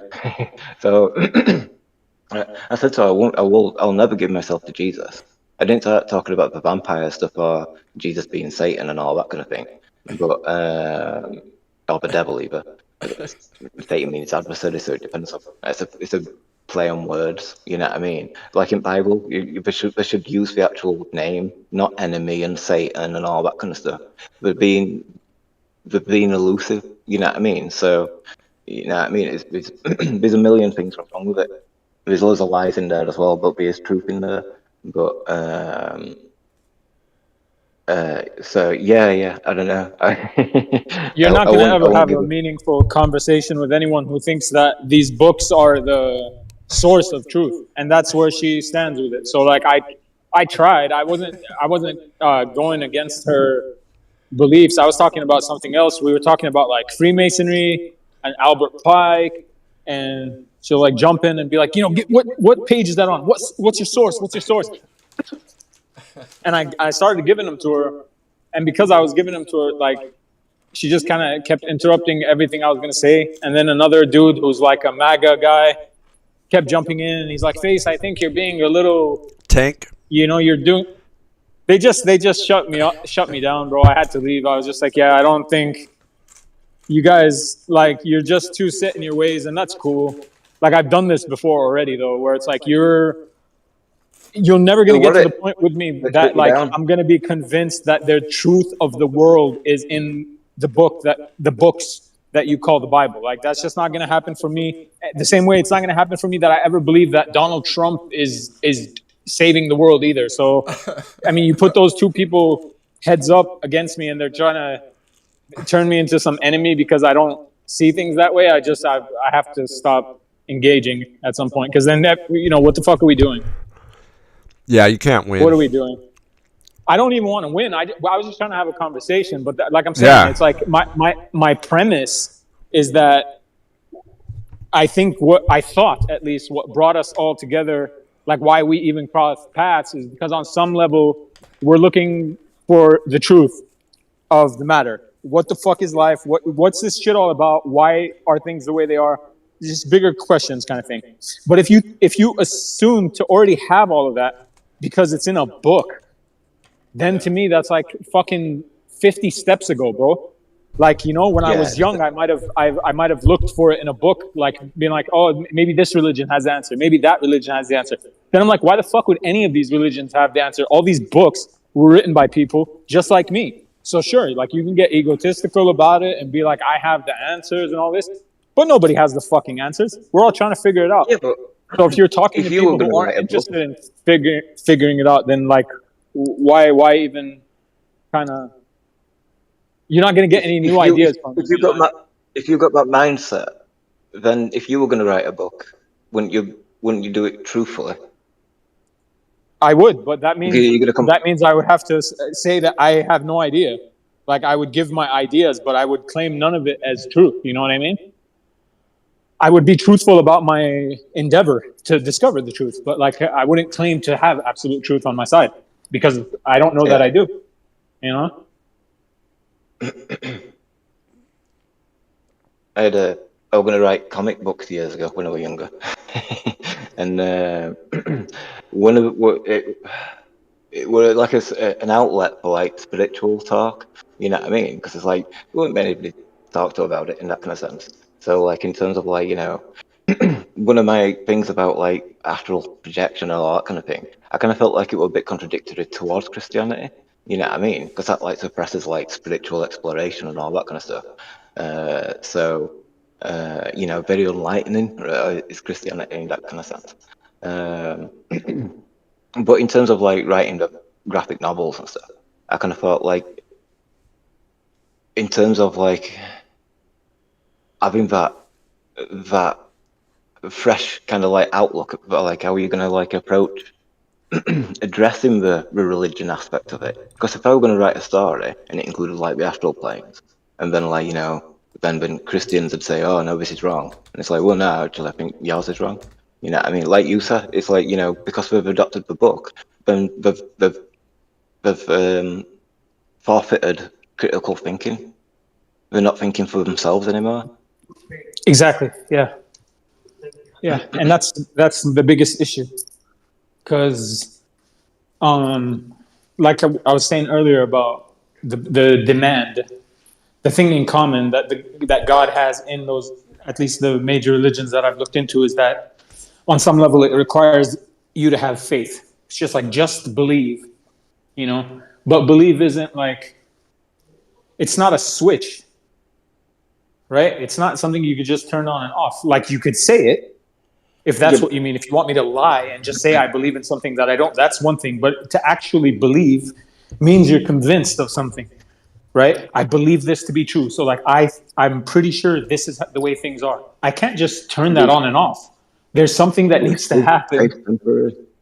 Like I said before, if somebody's trying to scam you, they want you to have faith in them. They need you to have faith to take that step, and then they can rob you, right? Exactly. And that's what Jesus is doing. And the Abrahamic faiths, maybe not all, because like there's a lot of spiritual faiths, like the fairy faith, right? You have to believe in fairy for you to ever have any experience of it, and you have to take that faith without any evidence. You know what I mean? You just got to believe. You know what I mean? And then that's the thing. That's the biggest. That's the hardest part. That faith has become temporary. You don't have to have faith anymore because you've experienced it now. You know what I mean? So, like in Kung Fu, Wing Chun, with its short range blocks and all that kind of stuff, that takes a lot of faith. You know what I mean? Like, you know, at first it's like kind of like, I don't feel safe. You know what I mean? But once you get used to it, it's miles better. You know what I mean? And you're better at fighting other people because of it and all that kind of stuff. Like, so, like, you know, taking that faith, it was temporary. You know what I mean? I just had to take that one step, just once. You know what I mean? And it worked. So, you know what I mean? You carry on then. You know, so Yeah. same with Christianity.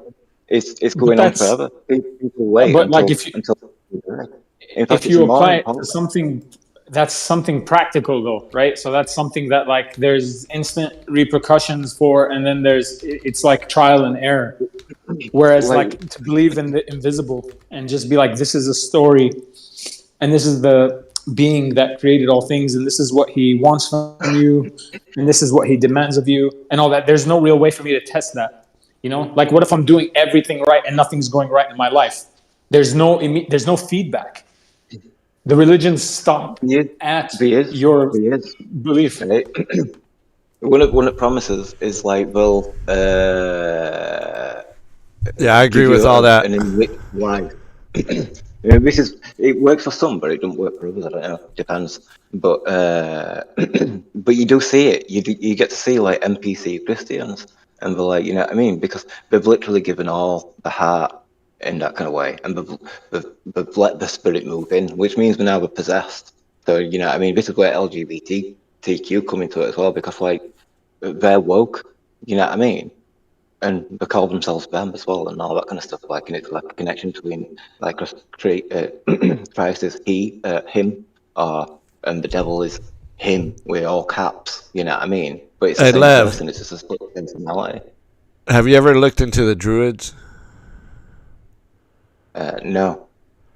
Because I mean, I think that the rulers of this world, you know, some of them are Catholic and Jewish and whatever, and they kind of control. It's like they're trying to make these prophecies happen that are related to the Bible and whatever. But then there's other elites that appear to be Druids. That's just what I think. Because, I mean, if you ever looked into Queen Elizabeth, and she did all these Druid, also Druids and Jewish, it sounds a lot alike. But, like Celtic, that's like a branch of Christianity in a way. Oh, maybe, I'm not sure. Yeah, Christianity, you could trace it back to some Celtic shit, you know what I mean? Because it's really like paganism, man.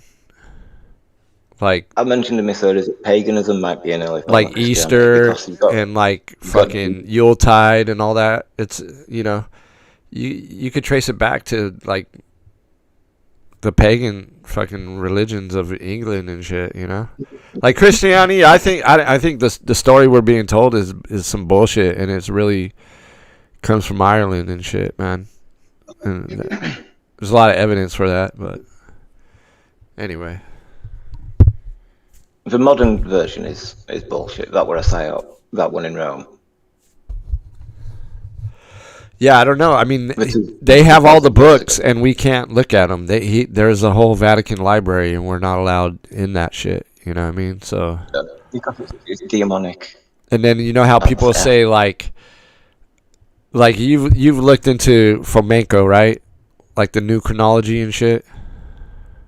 No, You heard of flamenco though, right? a little bit. I've heard you mention it before, I'm sure.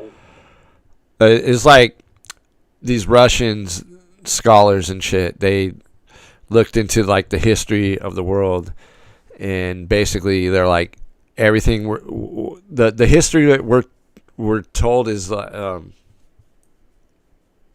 forget what it's called, but it's the skull. I forget the name of it, dude. But it like Skolanda. Oh. Schollinger or something like that. It's this timeline that we're taught in school and shit, and it's bullshit. And this dude Fomenko, he wrote like 100 books on what really happened, like what history really is. But then people say like that those books are really just like Russian propaganda. You know, so I don't know what to believe, but part of his whole thing is that the Middle Ages didn't happen. That a lot of that, like that, you know how there was like Greece, ancient Greece, and then there's ancient Rome, and that one happened first, and then like I think Greece happened first, and then Rome. But what he's saying, like all that shit happened at the same time. You know what I mean? But the thing is, dude, he wrote like 100 fucking books, so there's a lot to it. Just getting through the first book is pretty hard. I've only read parts of it. You know? When were they written? What? When were they written? How old are they? What? How old are they? How old is this? Are they old books? How old are books? I think they were written in like the 70s or the 80s or 90s. They're not that old. I think the dude's still alive, but I'm not sure. Fomenko. You never heard of it? I've heard you mention it, but that's all I can remember. I can't remember details from last time we spoke about it. But yeah, I think I was trying to say the Scaliger timeline. Yeah, look up Fomenko, dude. Anatoly Fomenko.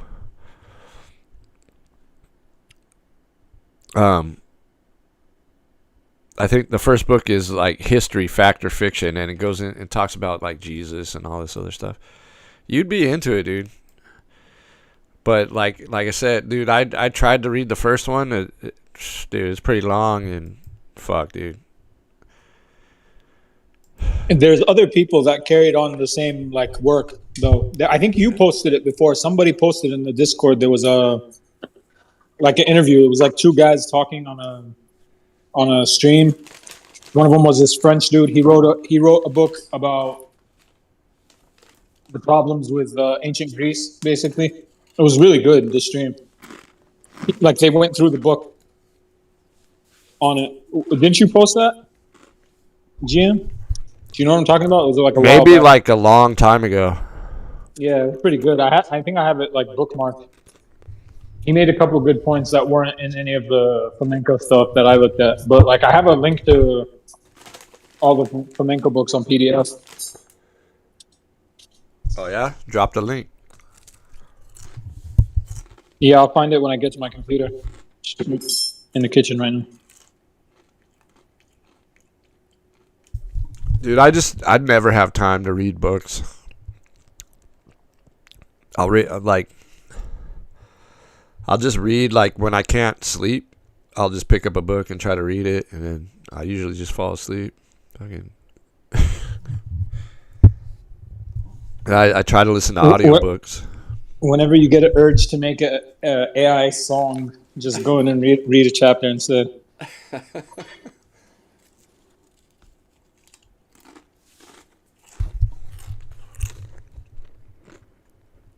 I do read, but I never like finish I'll read like a chapter here or there of random books, you know what I mean? I have so many like PDFs saved of shit that I want to look into, but Yeah, same. I end up doing a cleansing. I'm like, okay, I'm not looking at this anymore because of something else. It's good. It's good to take a little bit here and there based on like what you're interested in. But dude, the belief thing about religions, just to get back to that for a sec, like he was saying, like it's meant to. It almost like turns off your critical thinking in a way, right? Like that might sound like, I don't know. If I said that to a religious person, they think I'm like full of myself, or like I think I'm smarter than somebody because like I'm questioning it instead of just believing in it, you know? And as if there's some like power or benefit to a blind belief. But then at at the very least, the thing that needs to be considered is I'm just like you, right? You think I would pose the question to the religious person. It's like we come from the same creator, right? The one that you believe in. Like he made me just like he made you, right? And they're gonna say, yeah. And then my next question is gonna be, so then why? So what's wrong with me? Like, did he fuck up when he made me? Because why is my mind, like I have this thing, you're like, God gave you this gift, he gave you this brain to think with or whatever. So like we both have that. One of ours is clearly not functioning the way it should. Like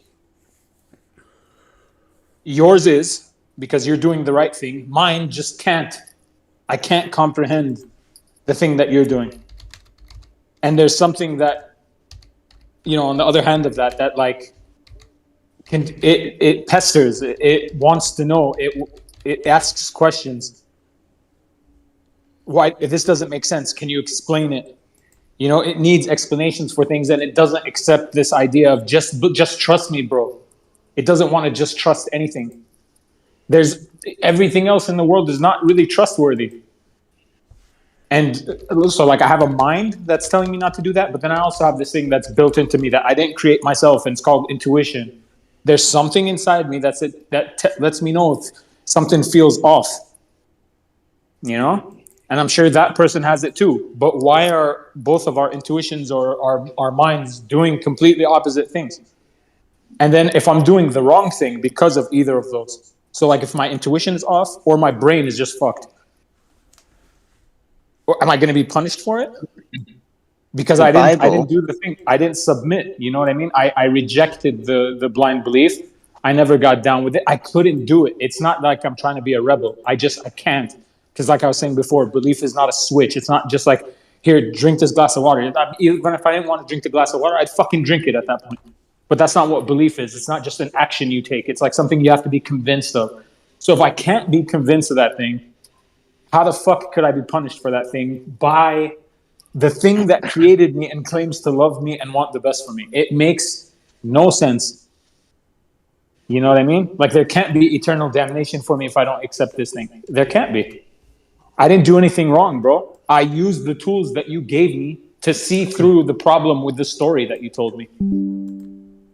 So like I'm not guilty of anything. You want to keep telling me that I'm guilty, but I don't feel guilty, and I know in my heart that I'm not doing anything bad. Like I'm just going with what I feel, and I need things to make sense if I'm gonna trust them. That's it.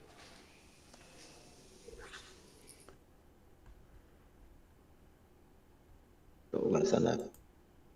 Spirit didn't make the eternal and damnation thing. That's got nothing to do with spirit, is that? But what you said before now.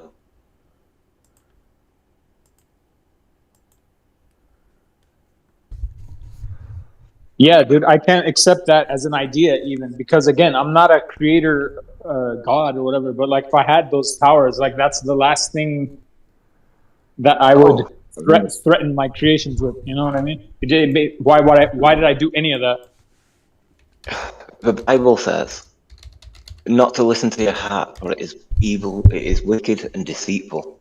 right? So this is the impression that you've got about your heart, and that's where the intuition comes from, and where your spirit is, and all that kind of thing. So if you get a bad feeling, the Bible's telling you not to listen to that.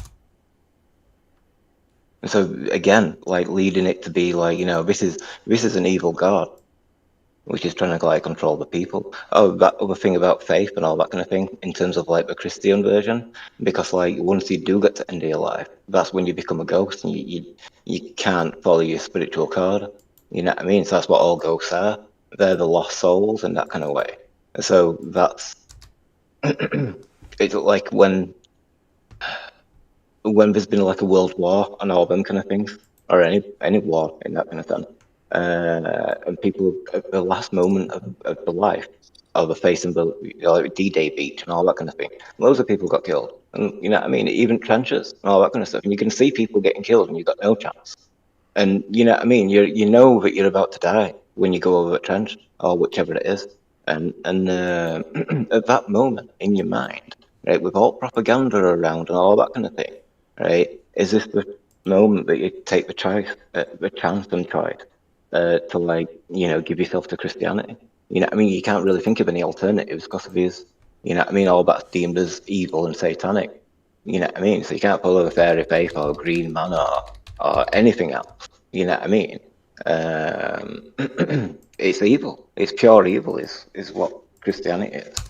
So like the faith, that's where your faith. That's when you find out when the contract is fulfilled, and it's too late. Then you can't connect to spirit anymore. You're lost in that kind of sense. So like every time they have a war, that's like a massive blood ritual, and they're recruiting loads of people because loads of people have given themselves to Jesus, or one of Abrahamic people. um, so that's why with flat Earth and all that kind of thing. And so that's why they've reintroduced it. Why you've got so many shells which are pushing it. You know what I mean? And it's gonna like, the shells don't have to push Jesus. All they have to do is push flat Earth. There's plenty of other channels which are pushing that agenda. Like like all them channels like End Time Productions and Call for an Uprising and all those, and they're pushing all the end time propaganda. Like, look, it's end of world, and we better give ourselves to Jesus, and you know what I mean, and stuff like. And it's going to be quite powerful in a way, you know what I mean, and stuff like. But Well, I mean, it dude, a definitely call should for an be uprising world is a order. fucking clown. Well, that's what I mean. It's spreading the propaganda for the death religion. I think he's For you to good give at yourself. showing like the symbolism and videos and maybe the fake shit in the news, but when he gets all into his religion shit, it's like it's just That's comedy, why dude. it's done. That's why the government are doing all this stuff to push that agenda. So when you give yourself to Christianity, that's what it's all for. That's what the truth movement's for. That's what everything's for in that kind of way. So then once you do, you become part of the undead. Then I'm telling you now, it's definitely exactly what it is. What I'm saying. I don't think the so-called truth movement is like that big. You know what I mean? I don't think it's like I don't know. Like, I think it's bigger there's than. obviously some people here that are like influencer, gatekeeper type provocateurs, whatever you want to call them. But I don't think a call for an uprising is one of them. I think he's just like a goon. Like, like more Maybe, maybe not. You know people what I mean? But in terms of like the they would celebrities hire that talk about true shit, they're more like some government, agents. Like, what's her name, Candace Owens, or you know what I mean? Robert But Richie from Boston. I think he's just a clown. I don't think he's Robert Russian. Russian vids. He's. I think they're What part about of some Nite PsyOp? network, like possibly a religious network. But as far as them being like government agents, I don't know, man. I think Mark Sargent is probably a government agent, and Eric Dubay. But yeah, the rest of them, I think they're just they're part of a network, and they. What about Antifa? But I mean, but the network that they work for, like multi-channel network on YouTube, could be the government is contracting with them and like having them push whatever agenda. I think that's possible. But as far as themselves being an insider, I don't believe What about that. alt bushfires? What is it? You know, alt bushfires. I don't know who that is. You know, alt fires going across California. What about the fires? Yeah, alt fires kick off. Like loads of fires in wilderness. Well, like in all '93, trees are burning down. in '93, there were all these fires going on and shit near Hollywood and shit, and a lot of parts of LA, and it was like more fire. There's always fires, right? When they have these winds called Santa Ana winds, but this was more than usual. And then they found out like 10 years later that it was a fucking fire marshal that was setting all. It was the firemen setting all these fires and shit. So I think Is that part of the government agenda? that I don't know that it was like a bigger agenda or it was just like some fireman he was just an arsonist, he was into fire, or he was just trying to justify. I don't know what the reason is, but dude, they've probably been It's a doing good that. scapegoat. They've probably been doing that for years. You know what I mean? That was just the big first time. time they got caught. You know? Big time. The new ones were all fucking shady as hell. The ones that like burned down houses and stuff, but it didn't like touch the trees and all kind of weird shit. Melted car, like just absolute destruction of entire like neighborhoods blocked off. It's almost like a Well, the latest shit demolition. was intentional. Yeah. The Palisades fires, that was totally intentional. There was no water in the reservoir. And then when you look into the people that control the water in California, the Resnicks, dude, it's fun. And dude, Yeah, we have a But look mayor what the out news here. said. The news said it was what was it? Embers or something. Like they said, like there were wildfires across the highway, and then like little, like little bits of shit just kind of like flew over the highway and like went over and just completely melted a whole town. Like There was I mean, no I water in saw the fire pictures and hydrants, videos, dude. It looked, There was no water in the yeah, fire it hydrants. looked insane though. That's what I'm saying. Is like if you start a fire, that's not what happens. I don't know what happened, and I wouldn't claim to know, but there's some weird shit and like cars melting.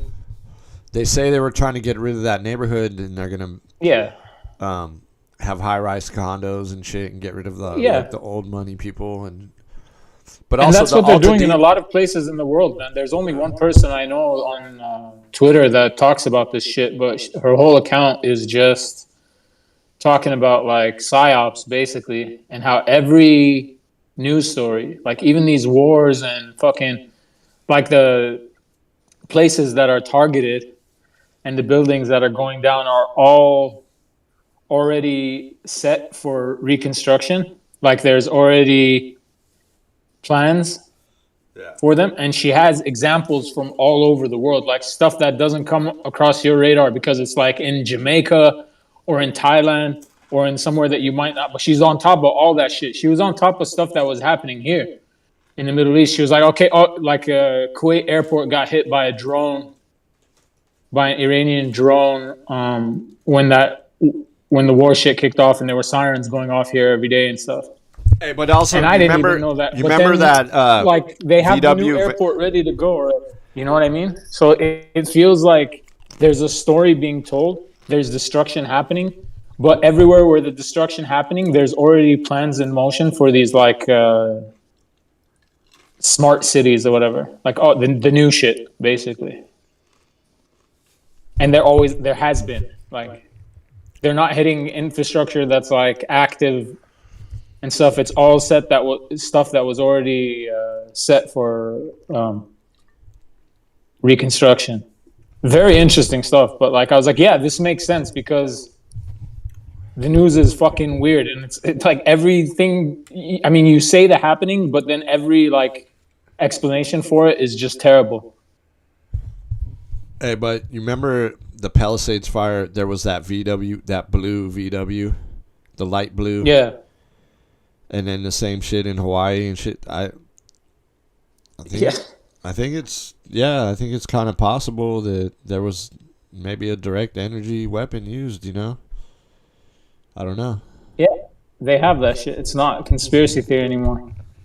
Like you said that 5-7 years ago, people called you crazy, conspiracy theorists, and now it's like kind of accepted if you've like looked into it. The same as the what's that crowd dispersal stuff? They're like, oh, what? They're gonna get you with lasers? I was like, yeah, absolutely. I mean, there's a ton of military bases on the coast right here, so a Navy vessel could have been cruising by, and at night just shot a fucking. You know what I mean? It wouldn't be hard. Simple. I don't know. Or if they could do it from like an airplane, you know? Fucking simple, dude. What were you trying to say about all that, Lev? There's chemtrails as well. So like the amount of people that you'd need to do chemtrails, like, you know what I mean? And in terms of like running the PsyOp of what the New World Order is and stuff. Because it's like you combine it all together, it's a lot of people that need to hire to fulfill all these agendas. Yeah. Man, people are sellouts though. Like, never underestimate like how, especially if you've got your compartmentalization down to like a science, people will do anything for some money, man. No questions asked kind of thing too. Like, I think most people are actually like that. Like, there's very few people that would have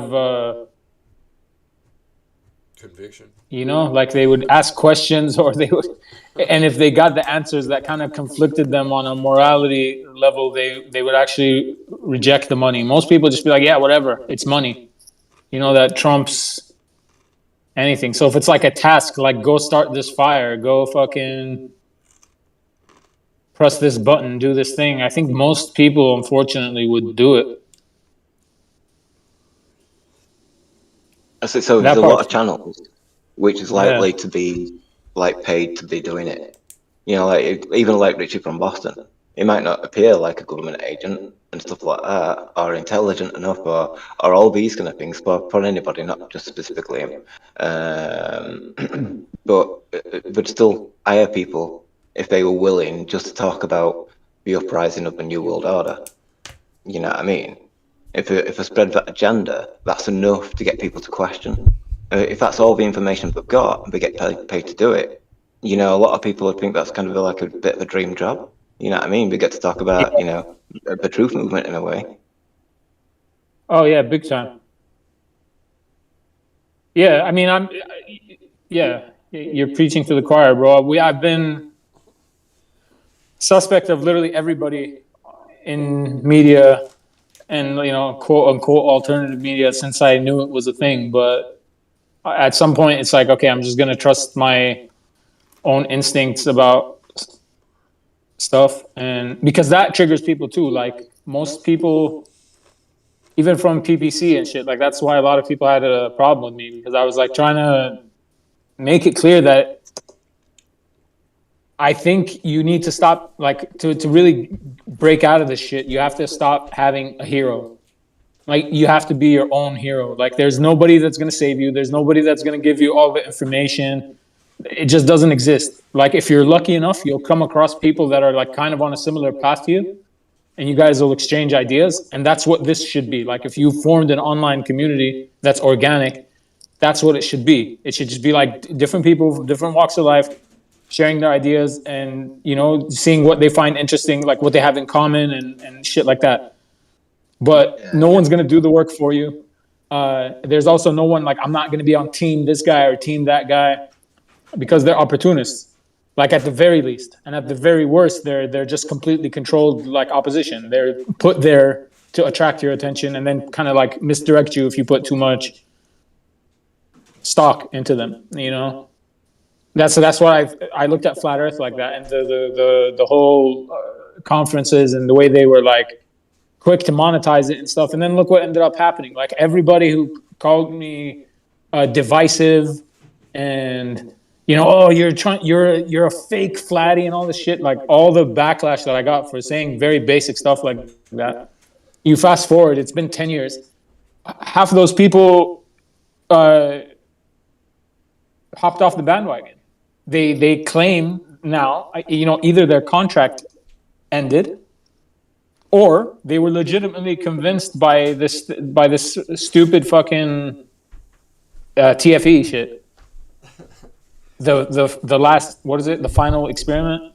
Like Jaren went to Antarctica, and so now all these people that you guys followed and you super chatted and you went to their conferences and shit, they took your fucking money, and now they're all like, oh no, Jaren went and saw 24-hour sun. Never mind. So they basically undid everything that they've done, because that doesn't. I mean, if you were questioning the cosmology in any way or anything to do with Earth, there's no way that is the end all be all of it. Like Jaren going to fucking Antarctica, there's no way. Okay, that's weird. If it's real, that there's anomalies and shit, yeah, but like that doesn't change anything, and it shouldn't, and especially not for the, you know, the self-proclaimed leaders of this shit. But they all did, like Robbie Davidson or whoever, and Patty Steer, and all these people that the older people especially, they loved them. These people, they're like, yeah, they came out and they denounced the shit. So, I mean, I felt vindicated in that. I was like, okay, cool. I never trusted any of you fuckers anyway. And you never said anything useful. Like, all you did was you were like, oh, we're all in a big group together. Right, guys? Right, guys? Come to the conference. And since I had no intention of going to the conference, I didn't feel like I was in a group with you to begin with. You know? I was interested in the topic. That's it. But now it's way more pervasive, that thing that you're saying. Like, it's all over the internet. I think the destruction, the like dismantling of like legacy media of like TV and the news and shit, CNN and this, I think that's all, like the downfall of that is intentional, and it's meant to steer and create the new wave of like government controlled shills that they're all going to be online. They're all going to have podcasts. They're all going to make YouTube videos. And yeah, and people are falling in line just like that. Like there's a lot of people now, whereas like 10 years ago, it was us who was saying like, yeah, I don't really watch TV like that. Everyone else wasn't saying that. Now a lot of people say, I don't watch TV. And you ask them, so what do you like? They're like, oh, I listen to podcasts and I watch interviews and shit like that. And they all have like their favorite kind of online media personalities now, as opposed to just following the nightly news and stuff. But they're getting the same stuff, you know, but they're getting it with an opinion from this character now that they follow. And they're like, oh, this guy's, he exposes whatever, he tells the truth. And yeah, there's a lot. Like Candace Owens, GM just said earlier, I think she has like the biggest podcast in the world now or something after Joe Rogan. Yeah.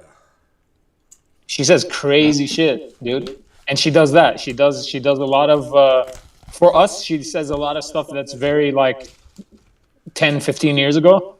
Like she's like, oh, I woke up to, you know, she'll bring up shit that if you're like any kind of conspiracy theorist, you've known about this stuff for close to 2 decades at least, you know?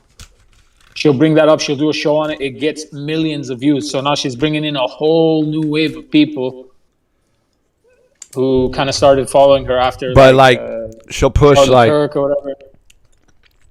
She'll push like the Kirk shooting thing actually happened, but the different conspiracies of it.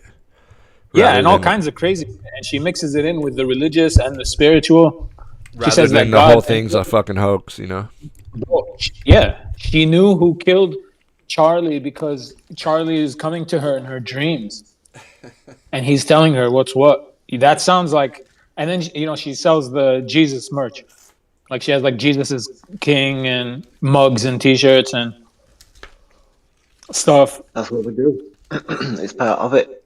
Like connecting to that God, and we're getting like those powers from him. You know what I mean? In a way, like fame and all that kind of stuff. So a lot of these celebrities, like Katy Perry, like she were a super Christian, and then she went like dark. You know what I mean? In a way, right? A lot of them do that as well. So some of them will maintain the Christian look or whatever and stuff like, but some of them will turn. But you see the same personality, you know what I mean, throughout it all. Or shift of It makes personality. sense to, yeah, it makes sense to me that that's somewhere like closer to the actual truth about any of this shit. Because like, if there's one thing that's for sure, it's like they're obsessed with this idea of inversion and black and white and as above so below, and like polar opposites basically. Like this idea is ever pervasive, and just if you take like good and evil and you make those things into like Christian or like Jesus versus the devil, or even if you do, there's different versions, man. Even if you do like Christianity versus Gnosticism, it's like the same story, but it's inverted. It's telling it in a different way. So in Gnosticism, they do this whole thing that like maybe Lucifer was the good guy, and that's why he brings the light. Like he was there, he was trying to uh, warn people about this evil creation and how the God, it's crazy shit. Like they're antinatalists, and their way of fighting back is to like end this creation because they think that like the God of the Bible is actually like the evil entity, and Yaldabaoth or the demiurge or whatever. It's a crazy. I was like, what? This is the fucking story. So like in a way, they're kind of legitimizing the Christian story, or they're legitimizing the Abrahamic stuff by saying it's an inversion of the truth. Like, yeah, that God that comes and says like there's no God but me, I am the only God. He's doing that because he's like a abomination, because he's a fraud, and he's like insecure, and he's blind. Like this thing, I don't know if you guys know that story, but it's born of Sophia, and Sophia, like they just have a different creation story, but it explains in their creation story why the creation story that most religious people accept is like a mistelling of the truth. But to me, those are like, in a way, they're opposites too. So I just, everywhere I look, I just keep seeing opposites being presented to people. And you're meant to like pick one or the other. And while one might appeal to me more than the other, like I can never do that. I can never just be like, yeah, I'm going to pick this. I'm this now. There's no way, bro. I can't just be given a story and then just rock with the story. Like I like stories. You know what I mean? I like a good story. If you tell me a good story, I could like it. We could analyze it the same way if you watched a good movie or you read a good book or something. But there's nothing that my interaction with that story or hearing that story then converts me into something. It might get me to think about stuff in ways that I haven't thought of stuff before, but it's not gonna fucking settle my mind on anything or like make me claim a belief system. I can't do that, you know? With every story that I like, even the best written stuff that, in my opinion, movies, fucking comic book, a TV show, a video game with a good story, like anything, I'll still have issues with the story. Like I was like, why did they do this here? Wouldn't it be better if they developed this part a little bit more? This was supposed to be way more impactful. Look at how much emphasis they put on this thing, but it's not justified throughout the rest of the story. Like you find with critical analysis, you find like plot holes, you find like issues with the telling of a story, and that's how I treat everything that I've been taught.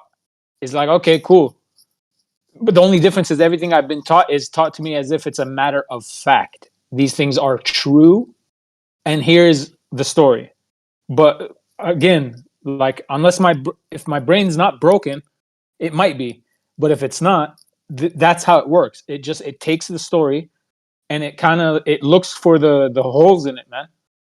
It's like this part doesn't make any sense. And it's not like people who write stories are infallible or they can't make mistakes. It happens all the time. Like in every story that you like, you'll find problems with it. There's entire like YouTube channels who are like obsessed with Hollywood films, and they do analysis and video essays about old movies and shit like that. They'll find all kind of problems So with their favorite movies. You know, the shit that they've watched like 10, 20 times. Like ruin them all, don't they? You know what I mean? It's gonna like your expectation of those movies were kind of like really good, you know, and it's gonna like I don't know. I was talking about it on Dose before about like writing and that kind of sense, and it's gonna like I spot all them things as well in that kind of way. It's gonna like I could have done it way better, you know what I mean? So like with graphic novels and all that kind of stuff, like a lot of graphic novels out there, and they're not good at all. You know what I mean? They're just crap. It's just like the potential for it is there. You know what I mean? And it's gonna like there are some Exactly. out there which are really good and stuff like. And it's like I won't be able to do as well as that, but at the same But now time, that you've it's kind heard of the like story, yeah, exactly. You have an opinion on it. And to me that says you're more involved with that story than the people who just kind of love it and accept it blindly. You get it? For you to do critical analysis of a thing, it means you cared enough to kind of examine what the fuck you were being presented there. So like imagine treating that the same as the religions. Like you could hear yeah. a story or you could be taught a It's- religion, and that's most of the people I know, that's their involvement with religion, bro. Like it started with their families and their parents. It was started at a very young age, and that's it. It was kind of ingrained into them, and then they learned a little bit more of the details maybe as they got older, or as they cared to investigate or like look into the thing. But for the most part, most of the work was done at an early age, and they kind of just, yep, I'm this now, and they just continued on that. And if it works for you, God bless. Like, go ahead, enjoy, have it. But all I'm saying is, my thing, most of it happened later. It happened on my own. I had questions when I was a kid. They weren't answered to my satisfaction by the adults around me when I asked them. Their answers seemed kind of stupid to me. It still didn't do anything to like satisfy the question. So like I revisit those questions throughout different periods in my life. And as an adult, I am the adult that I'm consulting now. Whereas when I was a kid, I was asking people that were my age now, and their answers were stupid. And I was a kid, and I could recognize that their answers were stupid. Or I mean, they weren't good enough. It wasn't satisfactory. It didn't make me go like, oh, okay, yeah, that makes sense. Ever. It was always just like, no, but what? But why? But why? Like there was always more. But now I'm that person. Like I don't need to go ask somebody else. I could just ask myself, does this shit make sense to me? Okay, wait. Well, how do they explain this? And then I'll go look it up on my own. The same goes for education. Most people get educated, they go to school or university, and that's where it ends. Any free time that they have in their adult life, they're not really learning things. They're like kind of being entertained or doing something else. This is just in my experience, man. When I look at like people around me and stuff, like a lot of people aren't studying or reading stuff to learn shit. They feel like they've done the bulk of the learning in school. I went to school and I went to university, but I feel like I learned a lot more after that. Just because I had to, when it was time to do my own curriculum and like learn the shit that I was actually interested in, not something that I was about to be tested on or had to write an essay about forcefully. So I feel like we spent more time with the stories. If you're finding plot holes, if you're finding errors, continuity errors in a story that's being told, it's not because you're just casually consuming that story. Like you've dived deep into You're it. supposed to take it seriously, aren't you? You know what I mean? It's like It's hard, it's man. Yeah. probably most important. You know what I mean, and stuff like. So when you're finding contradictions in there, it's like, well, what you're supposed to think. You know what I mean? Because you can't really settle your mind on something if it's got a contradiction. Because it's like Exactly. it says all will be saved if you give yourself to Christ or whatever, right? And then later on, it says not all will be saved. So that could mean it could just say 3 people out of billions. You know what I mean? It's gonna like Yeah. because where do you place it? There's no number. I've just got to take his word on it, and it's like, well, I don't even know if I'm gonna be saved, man. I'm gonna fulfill this contract, put all my faith in it for my entire life, which I'll never see anything of it. And then, I suppose some people would, like the actual resurrection where he raises up the dead and all that kind of stuff. Like, no, maybe everybody's dead before then. Maybe. I don't know. One way or another, it's too late at that point. But Yeah, like if there was any test happening here or anything that you were meant to do, I think it would be that you had to go through the hard shit. Like you had to deal with being kind of the outcast, being the one that's like, even though everything is telling you that this is the way, it seems pretty easy to just like make that decision, be like, yeah, I'm with the bigger group. You know, you're gonna face less pushback and criticism from others and stuff, and you'll just fall into the group nicely, man. Be accepted, be a good fucking whatever group we're talking about. But like to be the outcast, to be the guy who's like, wait a minute, wait, and you have questions, that's like a harder path to take. So I would like to think that if there was anything that these stories were meant to tell you, it's like, don't accept them.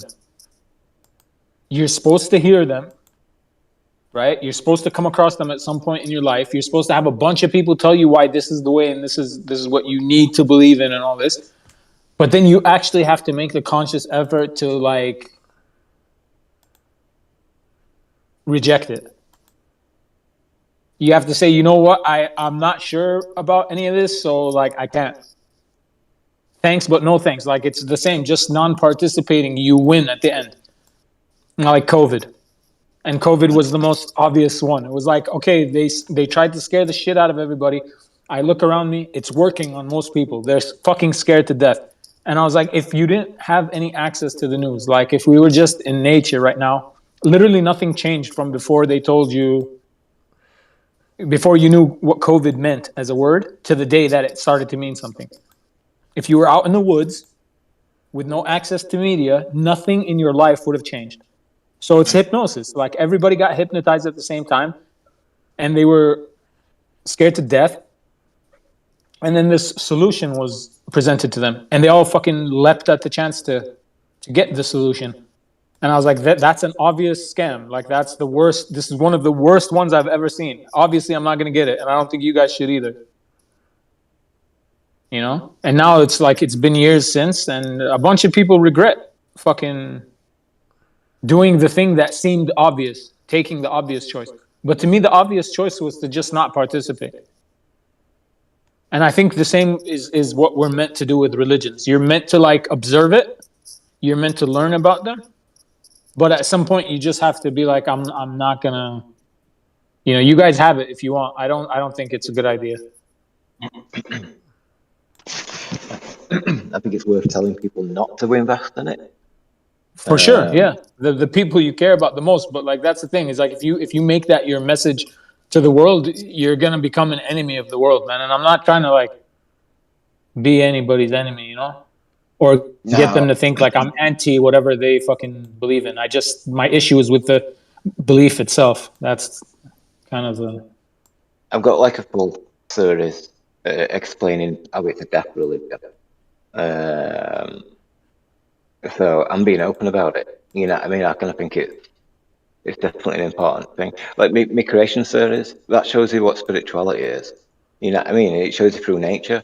So it's gonna like, you know, you get to see like what the spirit world actually is. You know what I mean? So in comparison, it's like, you know, and spirit don't ask for your heart. You don't have to give your heart to spirit. You belong to spirit by default. You know what I mean? So when you die, you connect to spirit. No worries. Right. You know what I mean? Yeah. Obviously, if you give yourself to Jesus, that will cut your spiritual cord and you'll be fucked.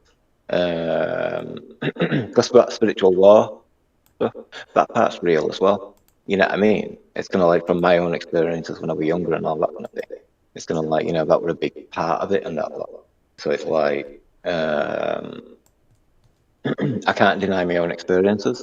You know what I mean? Well, like, when, you know, having spirituality confirmed to me when I was younger in that kind of way. You know what I mean? Like, just from practicing spirituality. I didn't use Jesus. I didn't use any faith. It was just like, you know, going internal and asking that question. You know, what's the truth of spirituality, you know what I mean, whilst I'm practicing energy balls and crystals or whatever and stuff like that kind of thing, and exploring just aspects of it and stuff like and eventually it got really good, you know what I mean, like you can open your third eye and all that kind of thing. It opens on its own rather than you opening it, you know what I mean, but once you got attuned, it kind of like, you know, it's kind of like there quite a lot, you know what I mean, in a way. So it's kind of like, I don't know, like what I experienced then, it even relates to now and all that kind of stuff. Like I mentioned, like with it years ago and stuff kind of thing, like on dudes when I was telling this story, because like I say, it speaks to you through like intuition, and it's kind of like I could see town centre, and it showed you like in this like old fashioned sense, and it's kind of like it's almost like when it was flat Earth, you know what I mean? When Earth was flat, that narrative, you know what I mean? And it's like, nah, you know what I mean? I'm like, but nah, I can't listen to that, and you know what I mean? That point, we're kind of like, you know, I remember thinking like, you know, I should step back a bit with this and stuff, that kind of thing, like. My parents ended up splitting up, and it turned into a party house. I didn't really have time for practicing spiritual stuff and that. So all that other stuff, you know, it kind of like, you know, your connection to spirit, it dies away, you know what I mean? Because it's like you're not practicing it. So you know what I mean? It's kind of like, you know, that's one thing because it confirms that I'm not having like mental problem, you know what I mean? Because if I were like having experiences and stuff like that kind of thing, and you know what I mean, it has nothing to do with practicing, you know what I mean? That'd be a different matter, you know, which I did consider at the time and all that kind of stuff. Like, but at the same time, right, you know, like seeing is believing in a way, ain't it? You know what I mean? Like even your direct experience and things and stuff like you can't deny it. You know what I mean? Like say if you saw a UFO and it's like, you know, that was like, you know, you weren't expecting that or whatever. But you say years ago, you know what I mean? Stuff like now it's more common, but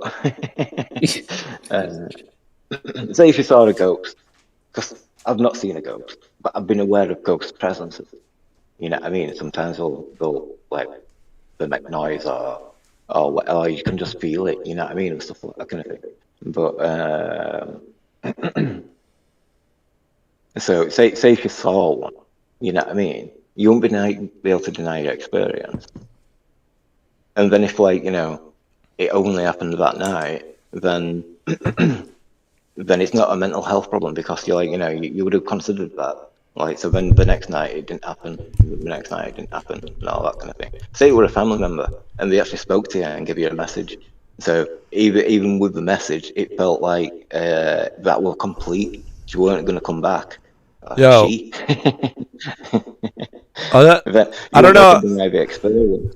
Let me tell you a story, dude. I don't know if I ever talked about this before, but like I have relatives on Catalina Island, and I used to go there and visit, you know, and it's just like a fun place when you're a kid, you know. So I was there, and like I was probably like 14, 15, and I was there, and at my aunt, she owned the stables on the island, and fucking I would go into like there's like a little party area and just go to the arcade and fucking hang out and shit and play video games and shit like that. And she'd be like, yeah, come back. If you don't come back by midnight, call me or some shit like that. And I was like, yeah, whatever. Well, fucking, I had an uncle who, he died, right? He was like a fireman on the island and shit. And he died like a year or two before. I forget when he died. So anyways, I was out there just like chilling, like in this party area, and it's crazy, dude. This is like a crazy ass memory, dude. But like I didn't even think about it at the time, right? So yeah, my fucking uncle was like, hey, you need to fucking go home, or you need to go back to the house and shit, you know? Just out of nowhere, this dude comes up and tells me that. But he was dead, you know? But I didn't even think about this till like later, you know what I mean? So that was some weird shit. You know what I'm saying? You saw him?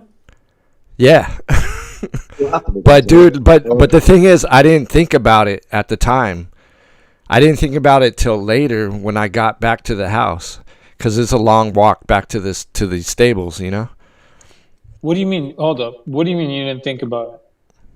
Like, did you know he was deceased? I knew. Yeah. But it like. So how old were you, bro?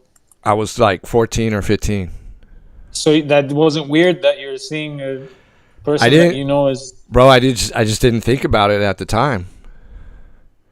I was just like he was up pissed off, like, dude, you need to go home, like you're out too late. You know what I mean? And you're just like, okay, you left. Yeah. Okay. But you know, like, dude, that might just be a fucked up memory of mine. But that shit always tripped me out. Yeah, but like, when did it become a memory? That's what I'm saying. So like, if you didn't deal with it at the time, but then you're saying you at the time, like, so when I got home, when I'm not home, but to my aunt's house. Yeah. She was up. She was like waiting for me. It was all cool, whatever. But I never mentioned it, and I didn't really think about it till like later or the next day, you know. But yeah. What happened again? Oh, you didn't hear it? You didn't hear what I said? Basically, my uncle died. My uncle died, right? And I was visiting, and I would go out at night to like there's like a party area in Catalina. It's called the Crescent, and they have all these bars and arcades and shit and restaurants. So I was out there, and my aunt had said, just come back at midnight, but if you're gonna stay out later, just call me. So I was like, all right. So it was probably like about midnight, and then my uncle's like, dude, you gotta go home or something like that, you know. And I was like, oh shit. And he was like mad or whatever, and so I went back to the pad, but he died, you know, years before. Oh, so you were speaking to that person which was passed on. Yeah, but dude, this is like he's saying, this is an old memory. Like, it's the whole thing is weird, dude. But I have this memory that I taught, but I don't know, dude. It's some weird shit, dude.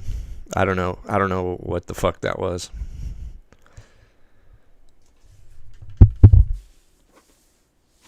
My dad had like an experience like that in pit, like in coal mines. And he was working down there on his own, and somebody came up to him, sat down next to him, and stuff like that. He was back chatting to him for like 5 minutes, and then just looked on what's it called,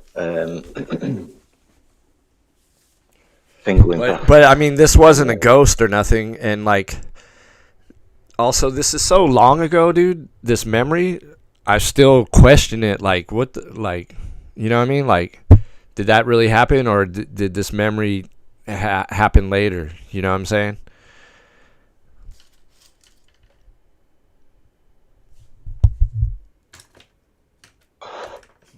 It's weird.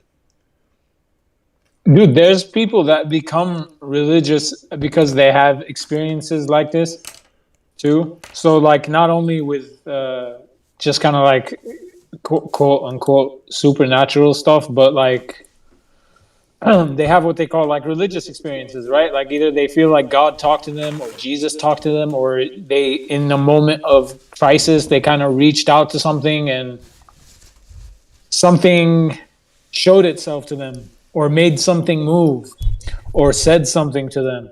Hey, but I told you before about how I saw time freeze and everything. I told you that story, right? No, tell it to me in a sec. But I'm just I never try to take away anything from those people, especially if it's somebody that I trust.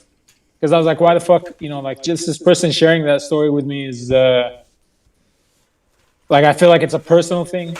So my first like, if it was someone I was just listening to on TV or something, I would question why this is even being told to me. But if it's somebody that I know, or somebody that I have kind of an experience with, and then they tell me this life-changing moment for them that they can't really explain.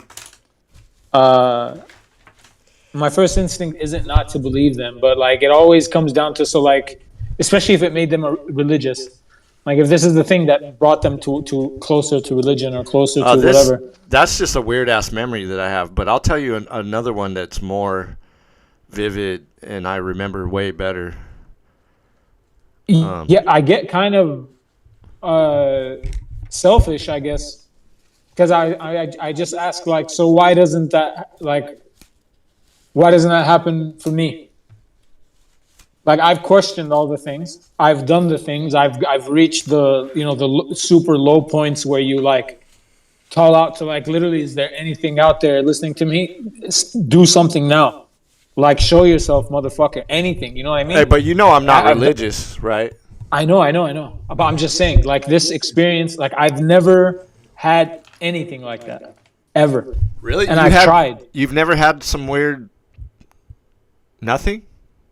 I mean, there might have been something, bro, if I think really hard, but nothing impactful enough that I could just remember it and recall it off the top of my head, like right now. All right. Well, nothing. Let me tell you about this, dude. And I think and I feel like if that's true, if it's true, the reason that people are, or that some people, are being like, they go into deep faith after that, man. It's just like their faith becomes fucking unshakable because of this experience they have. Then I'm looking at it like, okay, so what, do we not all deserve this experience? If that's the thing, like, you gotta pass. If it's the truth or whatever, you got like a golden ticket, bro. You something like revealed itself to you, and now you're convinced of a thing. Well, meanwhile, I'm out here asking and pleading and searching and doing all this shit, and I've never come close to anything like that. Hey, but check this out. If you do it to the devil might show you something, and then if people put faith in that, you know what I mean? That's why often we like Christianity in that kind of way. But I don't, because a lot of times, like proof of spirit doesn't mean that it's Christian. You know? Yeah, exactly. It wouldn't be enough to do it for me either way, and maybe that's why this shit doesn't happen to me. Because I thought about it. I was like, even if a thing does reveal itself, bro, if there's like a book on demonology, and in those books they claim to tell you, like, they have it's like an entire encyclopedia of different characters, right? They got different names, they got different things that they like, and then they got different little rituals that you're supposed to do to, like, summon this being. Yeah, like, I've read this shit. I met this when I was locked up. I met this Satanist guy that he was telling me about this book called The Lesser Keys of Solomon or something like that. Yeah. And he said he summoned like a demon. He basically put a pentagram on the ground and fucking lit some candles, did some shit. Followed the thing that you're supposed to do, and that this thing came out of nowhere. Okay, that's the whole. This is my thing. Is like, I'm such a skeptic, bro, and I'm such like that I would never. It wouldn't make me. Exactly. It wouldn't make me a believer or a servant of that thing. Like, even if it was at my own peril. Like, a lot of those things, they warn people. I've never done anything, and I don't intend to, like, try to summon some shit. But I'm just saying, like, I wouldn't fuck with it.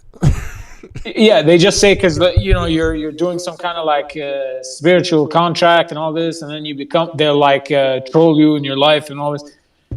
I don't know any of that to be true. Again, this is something I'm reading. That's my direct experience with it. Like, I'm reading about it, and I'm listening to other people who claim to have summoned these fucking beings and their interactions with them. Oh, this guy is angry. This guy is the dude you talk to if you want money and stuff. I was like, what the fuck? You just have a whole like army of demons and shit at your disposal, and like everyone gets you what you want, but you have to just put them like this color candle, and it seems kind of ridiculous. Like, when you just read it. Yeah. Right. Hey, well, let me tell you what. If I got to the point where I was like, fuck it, and I was gonna even try that shit, I swear, dude, if a thing popped up out of nowhere, like a fucking demon, and it still, like, it showed itself to me, I'd be like, oh, cool, you exist. That's it. That's the extent of my involvement with the thing. Yeah, like I'm just gonna be like, okay, cool, nice to meet you, I guess. But like, yeah, I'm not gonna do your bidding. Like you haven't. I don't know you, bro. I would treat it just like I would treat a stranger. I'd just be like, oh, what's like you're not gonna because you're like ghostly or It'd be harassing you on a daily basis. It would be affecting your energy and everything, making you feel like anxiety and all these kind I of think things. so. Yeah, I might already have You that, got bro. like, Like I not even know it. So, It's but I've never done exorcism this shit. Like, place. let me tell you this. Somebody like we performed an exorcism 62 times on this person, and the person ended up dying through lack of nutrition because we stopped eating, hoping to get rid of a demon that way. And I think the demon was that's telling crazy. them not to eat. You know what I mean? Convincing Hey, them dude, to think that way. that's and funny get rid of because it. a similar thing kind of went. Like, dude, like what I was trying to tell you right now is in '93, right? I sold a lot of drugs, right? A lot of ecstasy, acid. I had a lot of money, dude, and like the people I dealt with like counterfeit money and shit like that at this time, you know. And I was with like my girlfriend, and we were going to San Francisco, right? And I hadn't slept for like over 24 hours. I couldn't. It was hard for me to fucking sleep and shit. I was like, I wasn't at this particular time. I wasn't on drugs, but I had done drugs earlier. That like at this time in my life, dude, I was taking acid and ecstasy almost every day, right?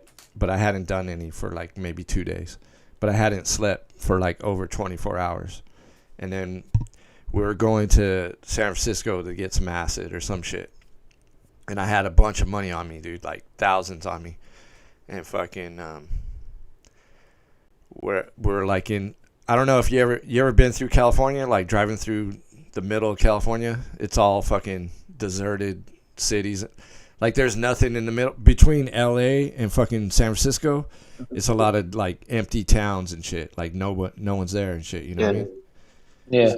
So when I went over like 3 weeks and we were like driving all over the shop, we went from like Yosemite down to Palm Springs and what's it called, San Francisco. So you've been out here? Yeah. Yeah, But Palm like Springs area is 1990. pretty fucking empty. But I think I was in like Fresno area or somewhere around there. This is early 90s. This is 93. So anyways, dude, it was a fucked up trip. Like we got a hotel room and then we fucked and then fucking I got tripped out. I'm like, dude, motherfuckers are following me and shit. So we left the hotel. Drove another hour, got another hotel. We got like 3 hotels, dude. Paid for hotels, left. It was fucking stupid, dude. But I had money. It didn't matter, you know. So anyway, we stop at this, like a fucking the middle of nowhere. What, you were just paranoid the whole time? Hold up. Why'd you keep leaving? Yeah, I was paranoid. I thought I was being followed. So you were super still on drugs or like coming off at least. I just hadn't had sleep. Okay. But also I was and a lot of money. All right, makes sense. But also like the people I dealt with, like sometimes they would pay me with counterfeit money. So I didn't know, like, is my money real? I was like tripping out because it was so good, you know what I mean? Like I thought like maybe fucking the government was following me or some shit. But anyway, dude, we pull off somewhere to go to a gas station and there's nothing in this town, just like gas stations and like a McDonald's or some shit. It's like the fucking desert ass area, but it's not the desert. It's Central California. So fucking, she has like a mini truck. I go inside. I'm like, all right, I'm going to pay for the gas. So I go into this fucking little mini market gas station. And right when I walk in, there's music playing. And as soon as I walk in, the music stops. And everyone like freezes, dude. Like no one's moving and shit. Like they're frozen in where they are and shit. And I'm like, what the fuck? I'm like tripping out, dude. So I fucking walk up to the counter. And then all of a sudden the music starts back up. And then everyone starts moving, and then so I pay for the gas. So then I come back out, and my girlfriend's like, "What the fuck, dude? What the fuck's wrong with you?" I'm like, "What are you talking about?" She's like, "You've been in there for like 20 minutes." I'm like, "What?" I was only in there for like a minute, you know? So then I'm like pumping the gas, and then I look over on the other side of like the pump, and this fucking car pulls up. Tinted windows, like a dark 4-door car, tinted windows, and fucking a window rolls down, and there's two dudes in like black suits wearing black, dude, like the Men in Black, dude. They're wearing sunglasses, they're wearing black suits. The dashboard of their car was like fucking all the, dude, it was like a airplane, dude. All these different things and all this fucking like computer shit. And I was like, what the fuck? So anyway, this dude's like, he says, what are you doing here? And I was like, what the fuck? And I'm like, I don't fucking have to answer you. And then the dude was like, good answer. And then he rolled up the window and fucking, I turned the other way. I was like, what the fuck? And then I turned back and that fucking car was gone, dude. And there was like no one around. But like I said, dude, I hadn't had any sleep. I was, taking a lot of drugs at this time. But that shit was like, like, what the fuck? Dude, dude, all that shit is like clear in my memory to this day. Like, okay, but there's ways to verify like parts of that at least, like that you were with somebody. Like, did you ever ask the girl later, like, yo, like, was that like, are you remembering it right? Like, was I actually when I came out of the store, was like, did you say I was in there for 20 minutes? Because that's fucking crazy. That would make like a cool TV show or like a movie or something, like a scene. I told her everything that happened. She's like, you're fucking crazy. Fucking, yeah. She thought I was okay, so you remember losing. like talking about it right after. Yeah. But also, dude, we got 3 different hotel rooms, and she was like, you're fucking nuts. You're going crazy. Like, you need to sleep. Yeah. Yeah, that makes sense. But still, I mean, even if that's a hallucination, it's like a pretty cool one. It's like, it's if pretty that was strange. a hallucination, it's the most vivid one ever. Yeah. Where I couldn't tell the difference. You know what I mean? Because you could tell when you're on acid or mushrooms, you could tell that, all right, this isn't really happening. You know what I mean? Like on mushrooms. I've been in my room, and the room started turning into like a padded cell. And I was like, what the fuck? But I knew I was tripping, Yeah, exactly. That's weird, bro. Yeah. And like, what's crazy to me is like, that's before the movie Men in Black came out, or anyone ever talked about Men in Black. Or the Matrix, or any of those that have like the government agent, typical guy, just like. But I was thinking that was like the Secret Service, man, because I was dealing with counterfeit money at that time. Yeah, but like a weird happening outside of this very specific place, and then they pop up and like, what are you doing here? Like, why would you even ask that unless? Yeah, it's a lot, bro. I don't know what to make of any of that. Yeah, that's crazy, though. How like, this person by any chance? Like, did you ever end up talking about it? Like, we lived together in Hollywood. I was with her for a while. But I haven't talked. So, like, did it ever come up after, like a year after that, or like? No. But dude, with this broad, I remember I was tripping. I was on acid one time. Like, she was into. She was a witch, right? And she was into voodoo and chaos magic and all this crazy shit. And one time I was on acid, and she's in the bathroom.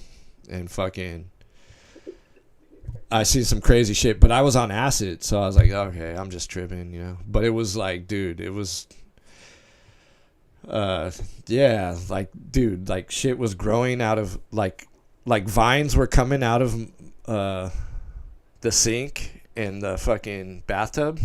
Like, my whole bathroom was being overgrown with, like, fucking vines and shit, you know?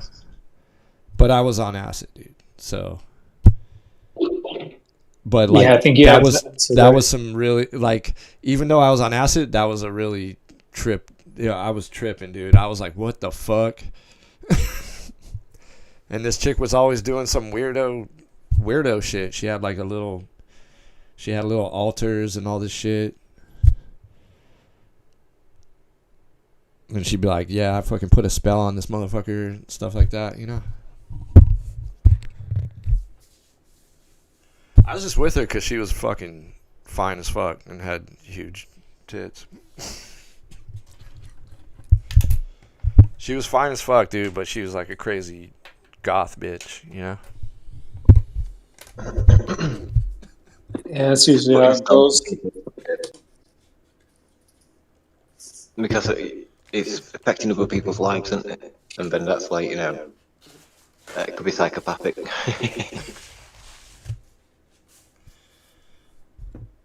Yeah. Like you said, put a spell on somebody. What kind of spell was it? She told me she put a spell on me, like some love fucking spell or whatever. She said she was a white witch, but she said she messed around with voodoo and Santeria, and she said she was into chaos magic in the past, but she thought it was like a lot of bullshit. Like this chick, she also, like, you heard of the band Psychic TV?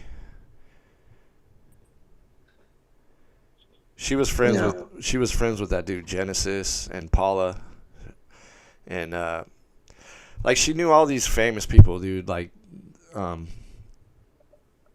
ever heard of this band, the Sex Gang Children? She was friends with those fools. Like, There's no way that shit happens to me and I'm not revisiting, bro. Like, you didn't even. That's the thing, is like, this needs more investigation.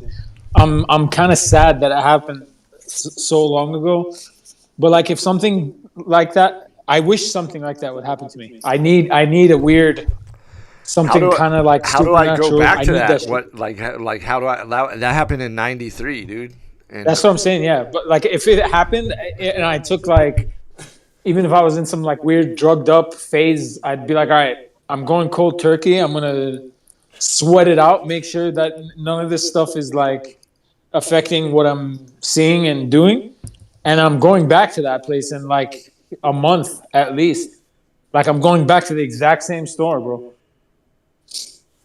With intention. You know what? I'm just going to be like, okay, now like, the thing is, I don't even know where the fuck I was. You know what I mean? Yeah.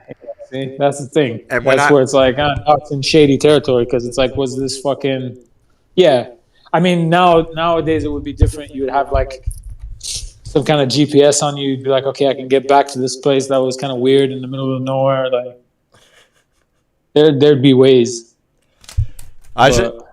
More to this story, dude. While I was like I said, I hadn't had sleep. When we were driving on the highway and shit, you know how there's billboards on the side of the highway? While we were driving, the billboards were like changing and shit, and okay, you were gone out of your fucking mind, dude. Saying shit to me. Yeah. So, yeah, you were, like, I mean, I think there's a clear answer here. Yeah. Yo, what up? What's up, Vic? We're listening to GM's Cracky Tales, bro. Yeah, but dude, yeah, billboards talking to. I had similar. Yeah. They weren't talking to me. The words on the billboard boards. The ones you wanted, that like you projected the information onto the billboards, right? No, the words were rearranging and saying shit to me in the words on the billboard. It was like they live shit. You have to wear the glasses. Yeah, but I wasn't wearing the glasses. It was just happening. But the glasses were the acid. But like I said, I hadn't took acid for a few days. But I took at this time, dude, I was taking acid almost every day. Yeah, that'll do it. I feel.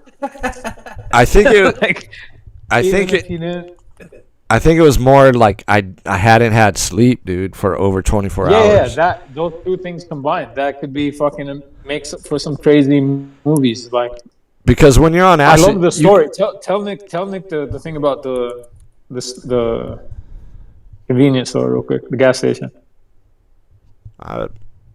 Did you hear what I said, Nick, or no? No, I just came in like a couple of minutes ago. Yeah, I mean, basically, we stop. Like, I'm driving from L.A. to San Francisco, and I pull over to this gas station, and fucking my girlfriend's in her truck, and I'm like gonna pay for gas. So I go inside the little mini market thing. And then when I walk in, there's like music playing, and there's a few people in there.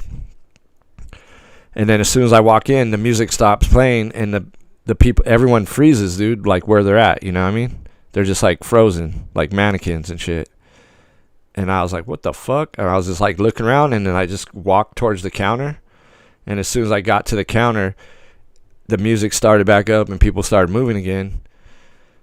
And I just paid for the gas, and then I went back out to the car, and then this chick was like, "What the fuck, dude? You've been in there for like fucking 20 minutes and shit." And I'm like, "What the fuck? I was just in there for a minute." And then yeah, so then I was pumping gas, and then I fucking look up on the other side of the gas pump, and this fucking car pulls up with tinted windows and shit, and dude rolls down the window and says, "Where you going?" And I was like, I looked over, and I was like, I thought about it for a second. I'm like, man, I don't have to tell you shit.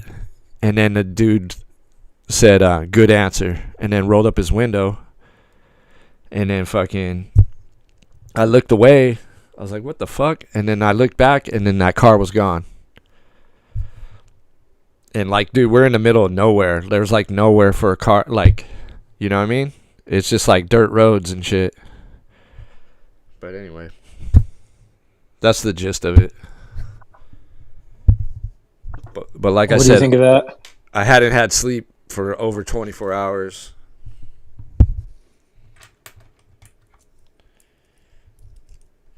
And like I said, like leading up to this, I was seeing these billboards fucking giving me messages.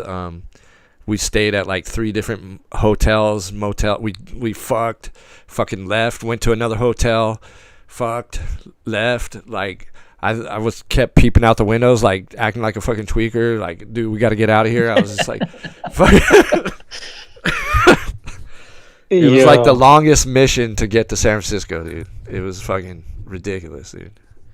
That would make a cool fucking movie, though, or like a scene. I feel like one of those like Black Mirror episodes. But it has to be some weird shit. It has to be like a weird town that's like they're running like CIA experiments out of or something. But dude, yeah, this is another thing. Around this time, I didn't want to eat food. I was like, man, eating food takes away my energy. I'm just gonna drink water. Yeah, that had similar things. Yeah. So I was like just drinking water, dude, for like a couple of days right there. I don't know.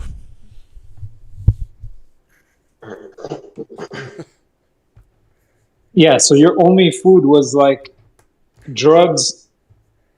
Yeah, for a long ass time. Drugs and water. Drugs, water, and no sleep. I mean that's for like 2 days at least.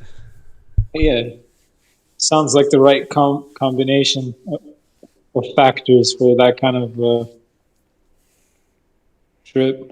Who fucking knows, man? That's crazy. Cool story though. I like it.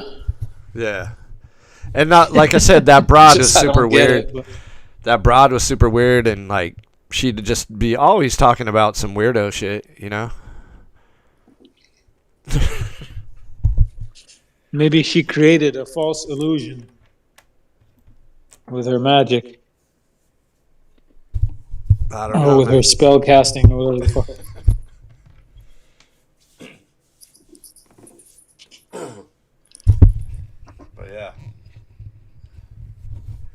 That's like a perfect example of all the shit that we were talking about before. It's like I'm hearing a story from somebody. I've never had this experience in my life. Like I have no way to relate to that other than kind of like movie themes. Dude, you know what I mean? At this time in my life, I didn't watch TV at all. I partied every night, like almost every night. I would be at a nightclub. I would be at an after hours club, selling eggs, selling acid, and that was my whole life, dude. Just going to parties, fucking. So, dude, I was out there, dude, at that time, you know.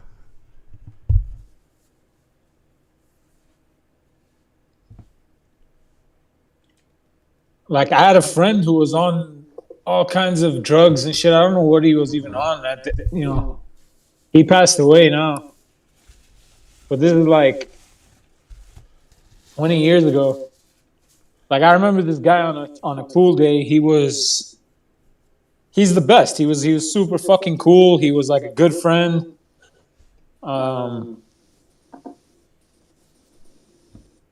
He was always around. He'd always come by. He'd ask how you were doing and shit. Like, I really liked the guy.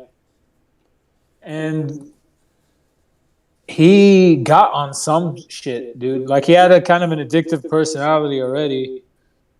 And he was kind of silly sometimes, it just add to his, like, character. But somewhere along the line, he got into, like, all kinds of pills and shit. I don't even know till this day. I don't know what the fuck he was taking.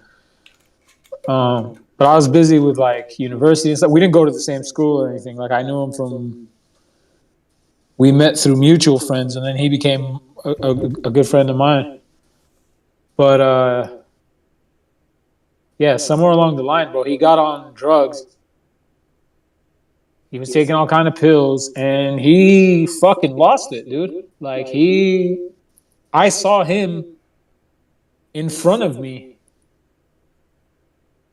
having hallucinations.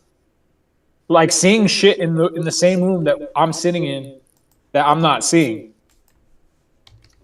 Like it got so bad, his mom called my friend. I was with one of my friends, and we used to like hang out with him together. So his mom had this friend's number. And he lived in this apartment with his parents and his two younger siblings too. He was like the oldest child, which was weird because he's like the oldest boy of the family. He has like a younger brother and he has two younger sisters, and they're all in that. Like they're from the village. They have a house in the village, but when they're in the city, they're in Lebanon. They have they live in a tiny apartment. And imagine all that, and the guy's losing his fucking mind in their apartment. So his mom calls my friend, and she's like, "Yeah, like, can you? I'm really sorry to ask, but can you guys, can you come and just spend some time with him? Because I haven't slept in 2 days. I've just been watching him, and I just want to sleep." Like his mom, bro. So we're like, yeah, of course, and we went over there, and his mom had hooked up like the living room. Like she put us like pillows and blankets on the couch for us to like spend the night there, essentially. Just like hang out with this guy and just kind of observe him. Our friend. But I walk in and he's talking to some shit that's not there, bro. And he's doing weird shit with his hands. He's like waving his fingers like this. And he's talking to the devil. He was like, "Come out," and then he's looking around his house. Like the apartment was little. It's not like there's a lot of space to just be up. But he's going back and forth, like he's pacing, and he's like, "Come out, you motherfucker!" He's like cussing, and he's like, "What? You're gonna kill my whole family? Fuck you! I'll kill you!" Whatever. And he's pacing back and forth. And he goes in the kitchen and he pulls out knives, bro. He comes back with fucking knives in his hand, like 5 knives, bro, between his fingers and shit, like Wolverine. He had like claws like made out of knives. You know what I'm saying? It was insane. I didn't know what the fuck. Like I'm there with my friend. We just got there like maybe a half an hour earlier, and it kept getting progressively worse. And my friend was like downplaying everything. The guy that I went there with, he just kept saying, "Oh man," he keeps going action, action. He's like, this guy's fucking acting, you know. And I'm like, this is our homie. Like, he's not that good of an actor, bro. I would know. Like, this, what the fuck? He's been in character for a good half an hour now. If this is an act, like, this is something else is happening here. We really didn't say anything to each other when he went and pulled the knives out. We just kind of looked at each other and, like, you know, shrugged. And I was like, well, I know that his parents and his fucking family are asleep in, like, the other room. So I was just like, yeah, I guess I kind of told my friend, like, I'm going to go try to disarm him. I don't know if this is the smartest. That's the worst idea. Yeah, bro, but like, fucking physically try to stop a guy unless you like overwhelming force, but especially with the knives, dude. Like I remember, he had like 5 of them, dude, and like that's the thing is like I don't know if he was gonna hurt somebody, but I don't know. At that point, I got brave, or I was just like, fuck it. If he's gonna hurt somebody, it's gonna be me, man. But he's not gonna go like do some weird shit right now. Like I don't know. He was talking about this devil killing his family and shit in their sleep and stuff. And I know that they're literally sleeping right over there. Like they're not that far from us at all. So I kind of wanted to maybe not let whatever the fuck he's seeing actually happen. And I told my friend, I remember, I was like in my 20s, bro. I was probably being brave or something. But like, I told him, I was like, dude, if this guy stabs me, just like tell my mom, tell my mom I'm sorry, bro. Like I don't know what else to do. But nothing happened. Like I went and I took him from him, and he just kept. He was still like in a fit, and he's just cussing and talking to some fucking thing that's not there, looking for it. And I took the knives away. I went and hit him back, and then it just happened again. Like he came, he paced, he sat back down on the couch, he got up, he did the whole rounds around the apartment, and then went back into the kitchen and came out with more knives. And then I just rinse, repeat. And that's time I took all the knives and I just hid everything on top of their fridge. It's like this guy's not gonna keep coming back to the same fucking drawer. Like, yeah, and that was it. Like, he deteriorated more from there. Like I hadn't seen him in a while after that. I talked to him a couple times. He said he was doing better. Never really talked about that night. I don't know if he ever even remembered it or not. But I saw him years later when I went back. He had gained a lot of weight. But he was out of it. He was like, he's there with you, but he's not. Like the good side of him keeps coming out. That friendly side that wants to ask you, man, how you doing? How you been? And all this stuff. But like his brain was fucking gone. So he's still like nuts? It was cut out. He died, man. A couple years ago, they fucking messaged me. They're like, "Oh, I'm sorry, the dude died." And I was like, it just, he never got off the shit. Like whatever the fuck he was doing, he just had good moments and bad moments. Oh. That sucks. Yeah, but like you watch the actual fucking mental breakdown. Like there was nothing wrong with him. I told you, when I met him, he was just like a silly kind of character, but like friendly. Like everybody loved him and shit. He's not like a mental case. But if you would have seen him in those later years, you would have been like, this guy's fucking insane. He's crazy. I was just loyal to him because he was my friend. Like.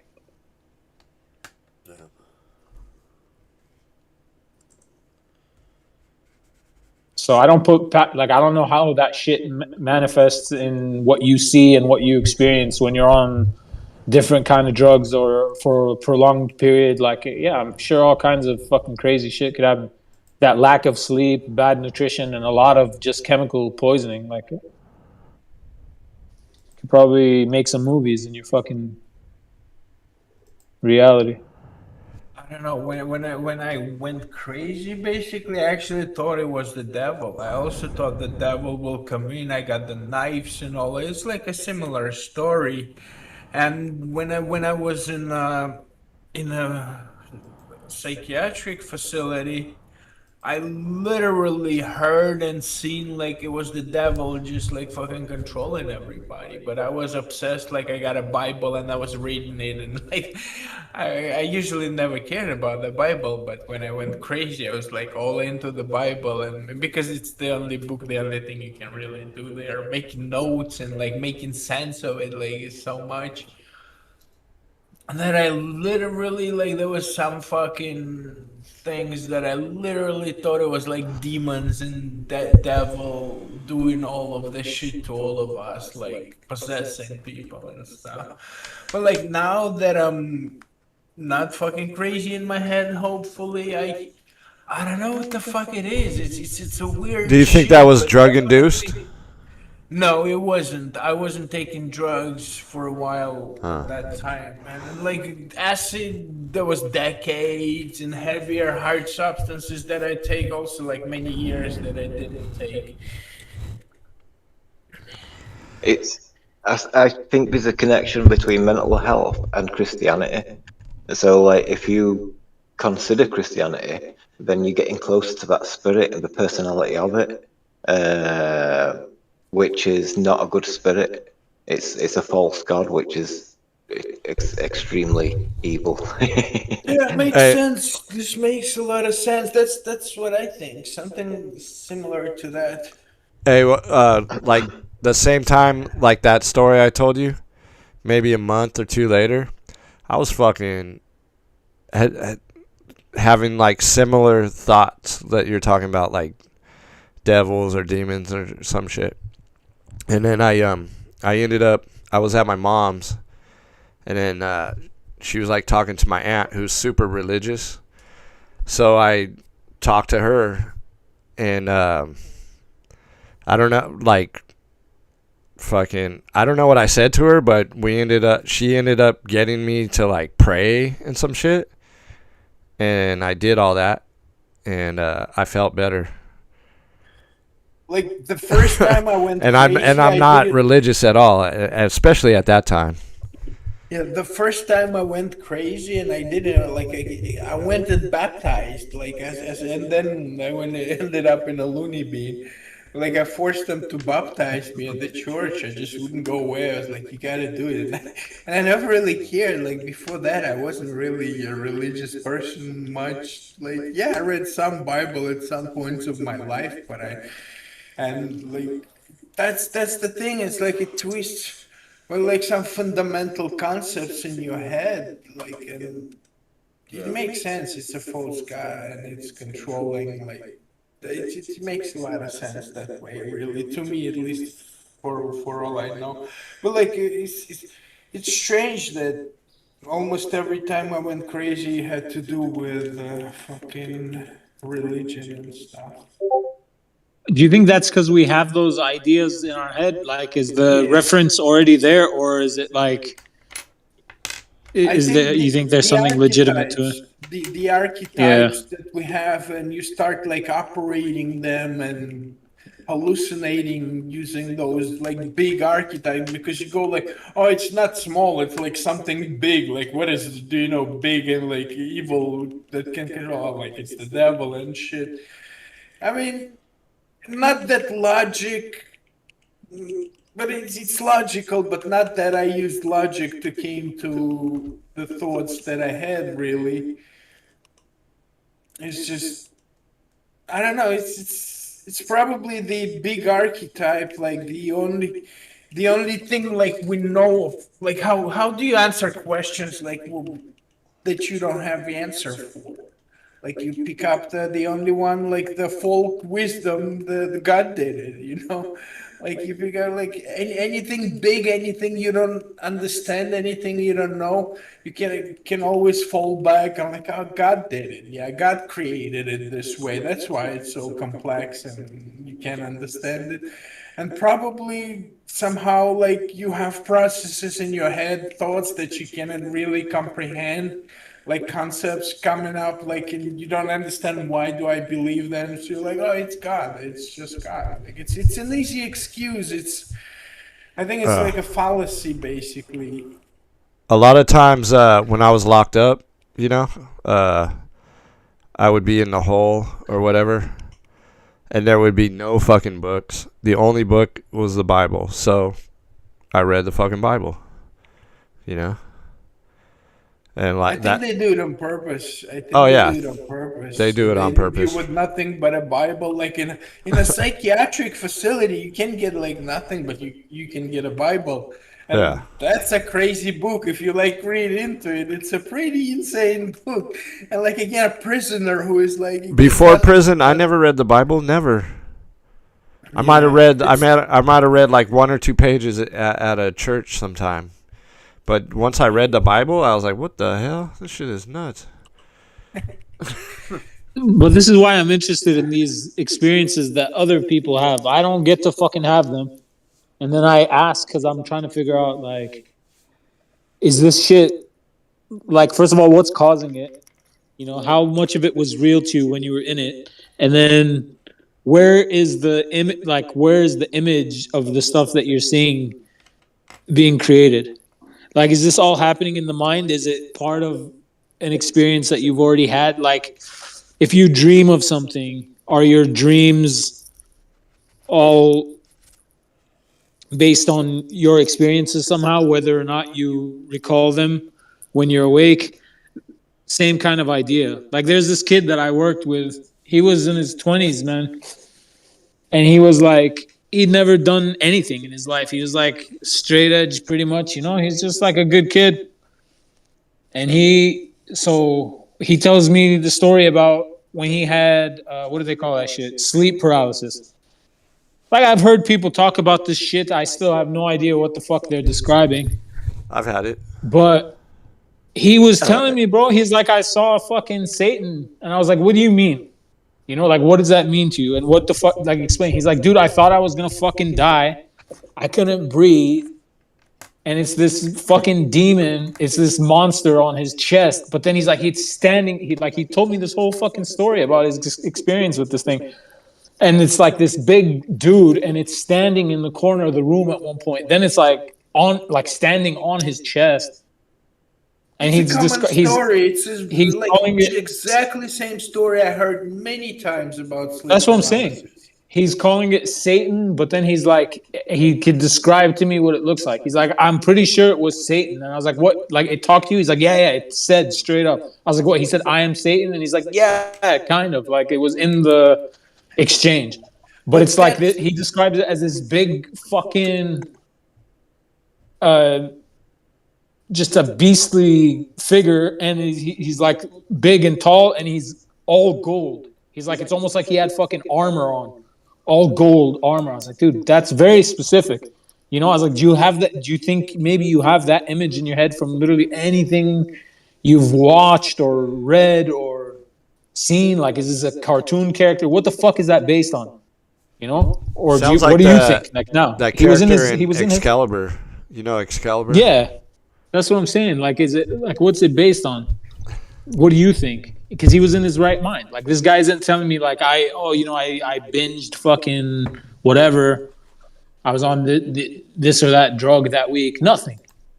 He's just like, this shit came to me in my sleep.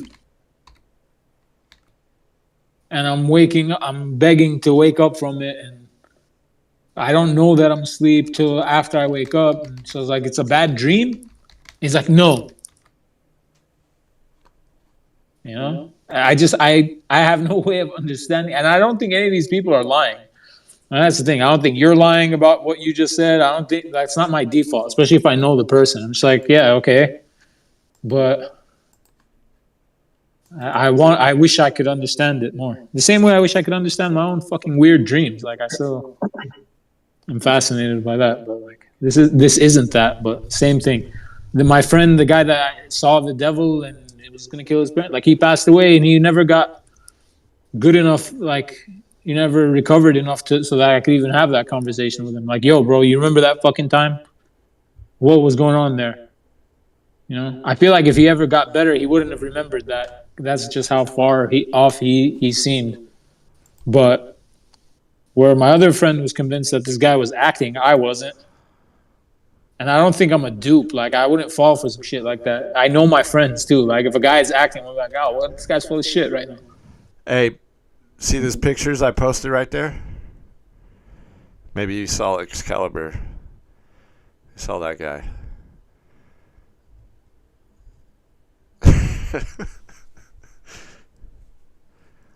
No, my tab is frozen. I've had Can't see it sleep on YouTube. paralysis, but I never, nothing was on my chest or anything. I just couldn't move. That's the thing. Yeah, I I mean, couldn't the see it. doctors talk about the sleep paralysis, like we do get paralyzed in our sleep. So supposedly it's like the evolutionary thing, like we were monkeys and to not fall off the trees, if you like in a dream moving and stuff. So they like you we get paralyzed basically. I've had it in Terrible. dreams, and I've had it where I'm awake and I just couldn't move and shit. And dreams, it'll be like right before you wake up, and you're like, "What the fuck?" Then you wake up, you're like, "What the fuck?" Like you couldn't move and shit. That's what I've gotten. I never got sleep paralysis in my life. The only thing I get is like something scary happening in the dream, and I'm like, I'm getting the fuck out of there, like running, but I can't run because like I'm in this goo and moving Yeah. slowly. I have Like, a ton of I dreams had a like lot that. of that. Like that happens often, but I never had like sleep paralysis, waking up and can't move, and like. I had a things ton of sitting on my dreams like chest. that, and also dreams where I'm in a fight and I just can't. My punches are like nothing. Yeah, like nothing. Like you want to punch and you're like. It's totally like it's. I think it's the mechanism protects us because like you would move in reality and punch somebody sleeping next to you if we were like I don't know caveman or your wife or something. Like if we were social.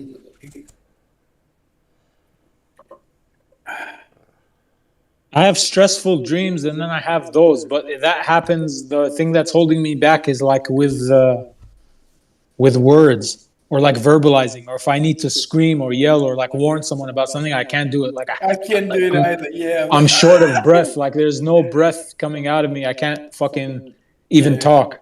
I get that. Like when I need to scream, I can't scream. Yeah, Same nothing. thing.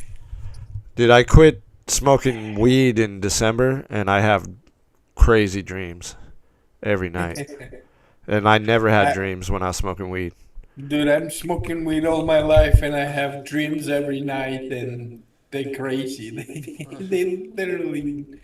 When I used to smoke, I think it was like that too. I think when I was smoking, I didn't fucking have dreams, and then when I didn't, they'd just be these long, drawn out movies that are exhausting. Like the worst fucking feeling in the world. Mine shit is always like really long, just annoying movies, bro. Like war and chaos and just like you're going from one place to the next. Like there's chapters almost. When I'd have those, I would wish to not ever dream because I would wake up tired. Like you wake up and you're relieved that that shit wasn't real, but then it's like fuck, I'm tired now. I'm exhausted from whatever the fuck that you feel like drained mentally almost or something like. When I was in prison, I'd have dreams that I was free, and then you wake up and you're in prison. And then That sucks.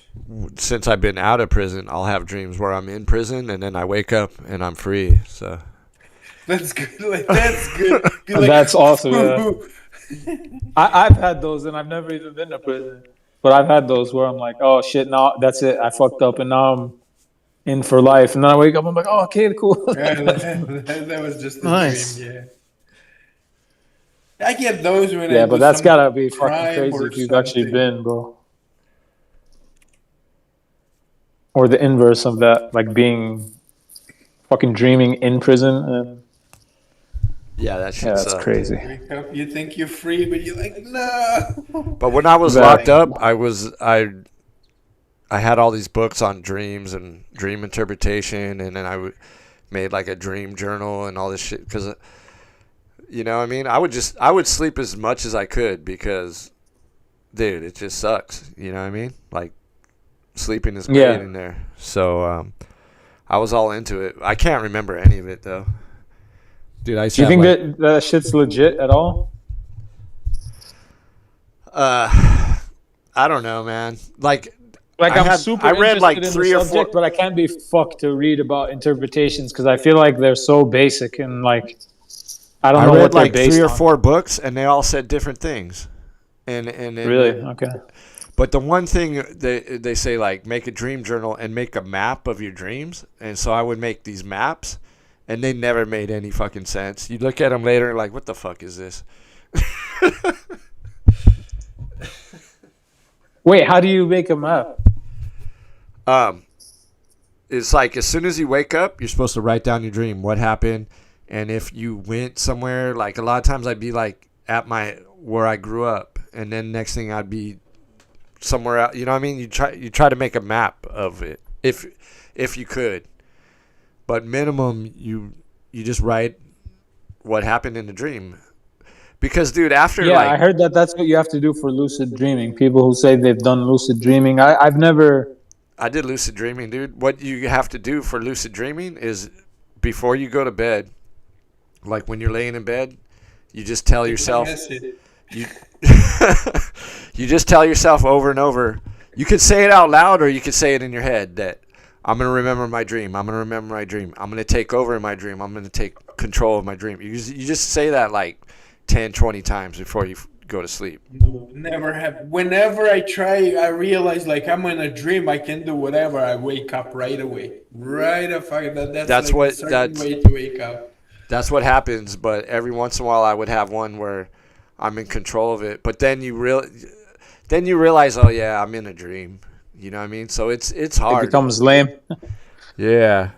But dude, I had a dream one time that was, because usually my dreams are like blurry and not full color, you know, like they're just, nothing makes any sense, dude. Like there's no walls, or, you know what I mean? And yeah. But I had this dream that was vivid as fuck. Like I was there, and I fucking I ran into like my enemy, dude, my worst enemy, and I fucking had a shotgun, and I was chasing him. Like, I fucking got you now, bitch. And then I fucking woke up, dude. Or he turned around and he was like, no you don't, this is a fucking dream. And then I woke up, dude. What? That's crazy.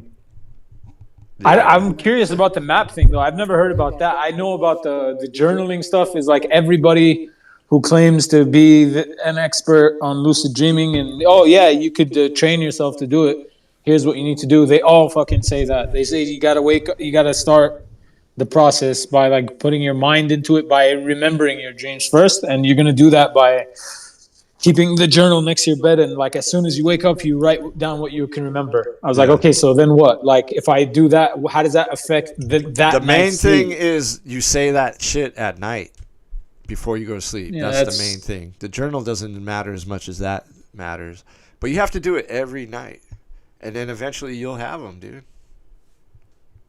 I'd be curious. I mean, I might try again. But it's not that great, you know what I mean? Or else I'd still be doing it. It's not that great. It's like Nick said, it lasts for like 5 seconds. You know, as soon as you realize you're in a dream, it's fucking you know, and then you wake up. It's rarely, you know what I mean? It's a lot of hype, dude. It's not. There's not. But wouldn't that be based on time though? Like, what if my sleep schedule is the same, and like I'm sleeping when I'm actually tired, and then I did the thing that supposedly is supposed to put you into that mind state right before you sleep? Why would the fucking lucid part of it happen right before I'm about to wake up, like 7 hours in? Why wouldn't it happen if I? Yeah, you know what I'm saying though. Like, if it's real, shouldn't there be a way to tweak that where you could like make, I don't know, it happens sooner or something? Like, I don't know what part, like there's no real I way don't know, for me to like measure that. I was only really into it for like a few months, and then I just quit doing it, you know. I couldn't ever do the map thing though, that just because it would just be certain thing that happens in my dreams is like I'm in places that are very familiar to me that I don't actually know in the real world. I don't know how to explain it. So like I'll be in a dream and this is my house. And like I know like this door goes there, that door but it's not my house. Like I've never lived in this fucking house. You know, sometimes it's places that I've been in my actual life, and then other times it's completely like I wake up and I was just like, where the fuck was that? In the dream, it was totally like, I know where that is. This is this person's house. Yeah. This is my house. This is my school. This is whatever the fuck the area is. But like in reality, it's not. It's like, I could have been watching it on a show or something because I've never actually been to anywhere that looks like that. Or you know what I mean? Like it has a gate and there's this hallway. It's very specific. Yeah. But in the dream, that's my home, and it's super familiar to me. But when I wake up, I was like, wait, that's not my fucking home. Like none of that was my home. And then, well, like doing the by maps, noon, I completely forget it. it wasn't like I said. I would look at it late. I would draw it out as soon as I woke up, try to map it out, and then I would look at it later, and it didn't make any fucking sense. And it wasn't like I could make the maps every time, but I could write down what my dream was. You know what I mean? As soon as I woke up, if I remembered it. Because that shit goes away within an hour, dude. That shit is gone. Within, like 20 minutes, that shit is gone. You have to write it down right away. Most of it, yeah. Unless it was like super traumatic, you remember like the super traumatic part. Dude, a lot of which times, is usually something really weird for me, like super like falling out with my brother or something. You know, like my brother just became my fucking mortal enemy in my dream. Like for whatever reason, that will stick with me throughout the day. I'll be like, damn, what the fuck? What was that? Like, what were the specifics of the actual dream? I forget, but all I know is that it was bad because like at some point I was like, you know, dude, I was I've like, had a lot of dreams where like it's people who had died in my life, and I'm like hanging out with them, talking with them. You ever have those dreams? I have those all the time. No, I kind of wish.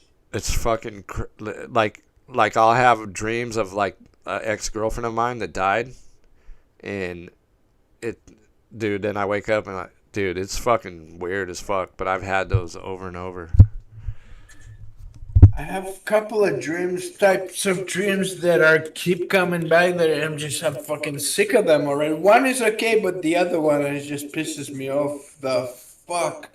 The good dream, which I'm like okay used to it, is like I'm in a skyscraper and I'm traveling through the skyscraper. I'm like on one floor, and somehow this floor would be the dining area from my school, like this big room where we used to dine, and it would be one floor of the sky, other floors of the skyscraper like very high, and I'm trapped in it, and I'm like always I gotta go somewhere, and I'm always traveling through it like up and down for some reason, and I don't know why. I never know why. It's just maybe something chasing me, maybe I gotta get somewhere, but the skyscraper dream just keeps coming back. Another thing I have, and this one is really fucking bothering me, because like I had an addiction. I was probably telling you, maybe you missed it, but like I had like hard drugs addiction for many years with breaks like heroin and later even cocaine, and like I have these dreams where I'm going to get heroin and cocaine.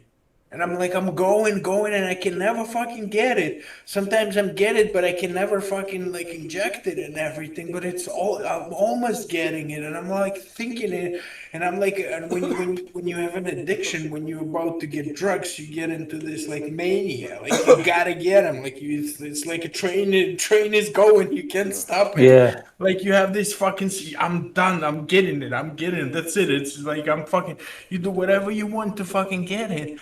And like I have this dream that I'm about to get it, and then I wake up, realize it's just a dream. It's just a dream, and I'm like, fuck.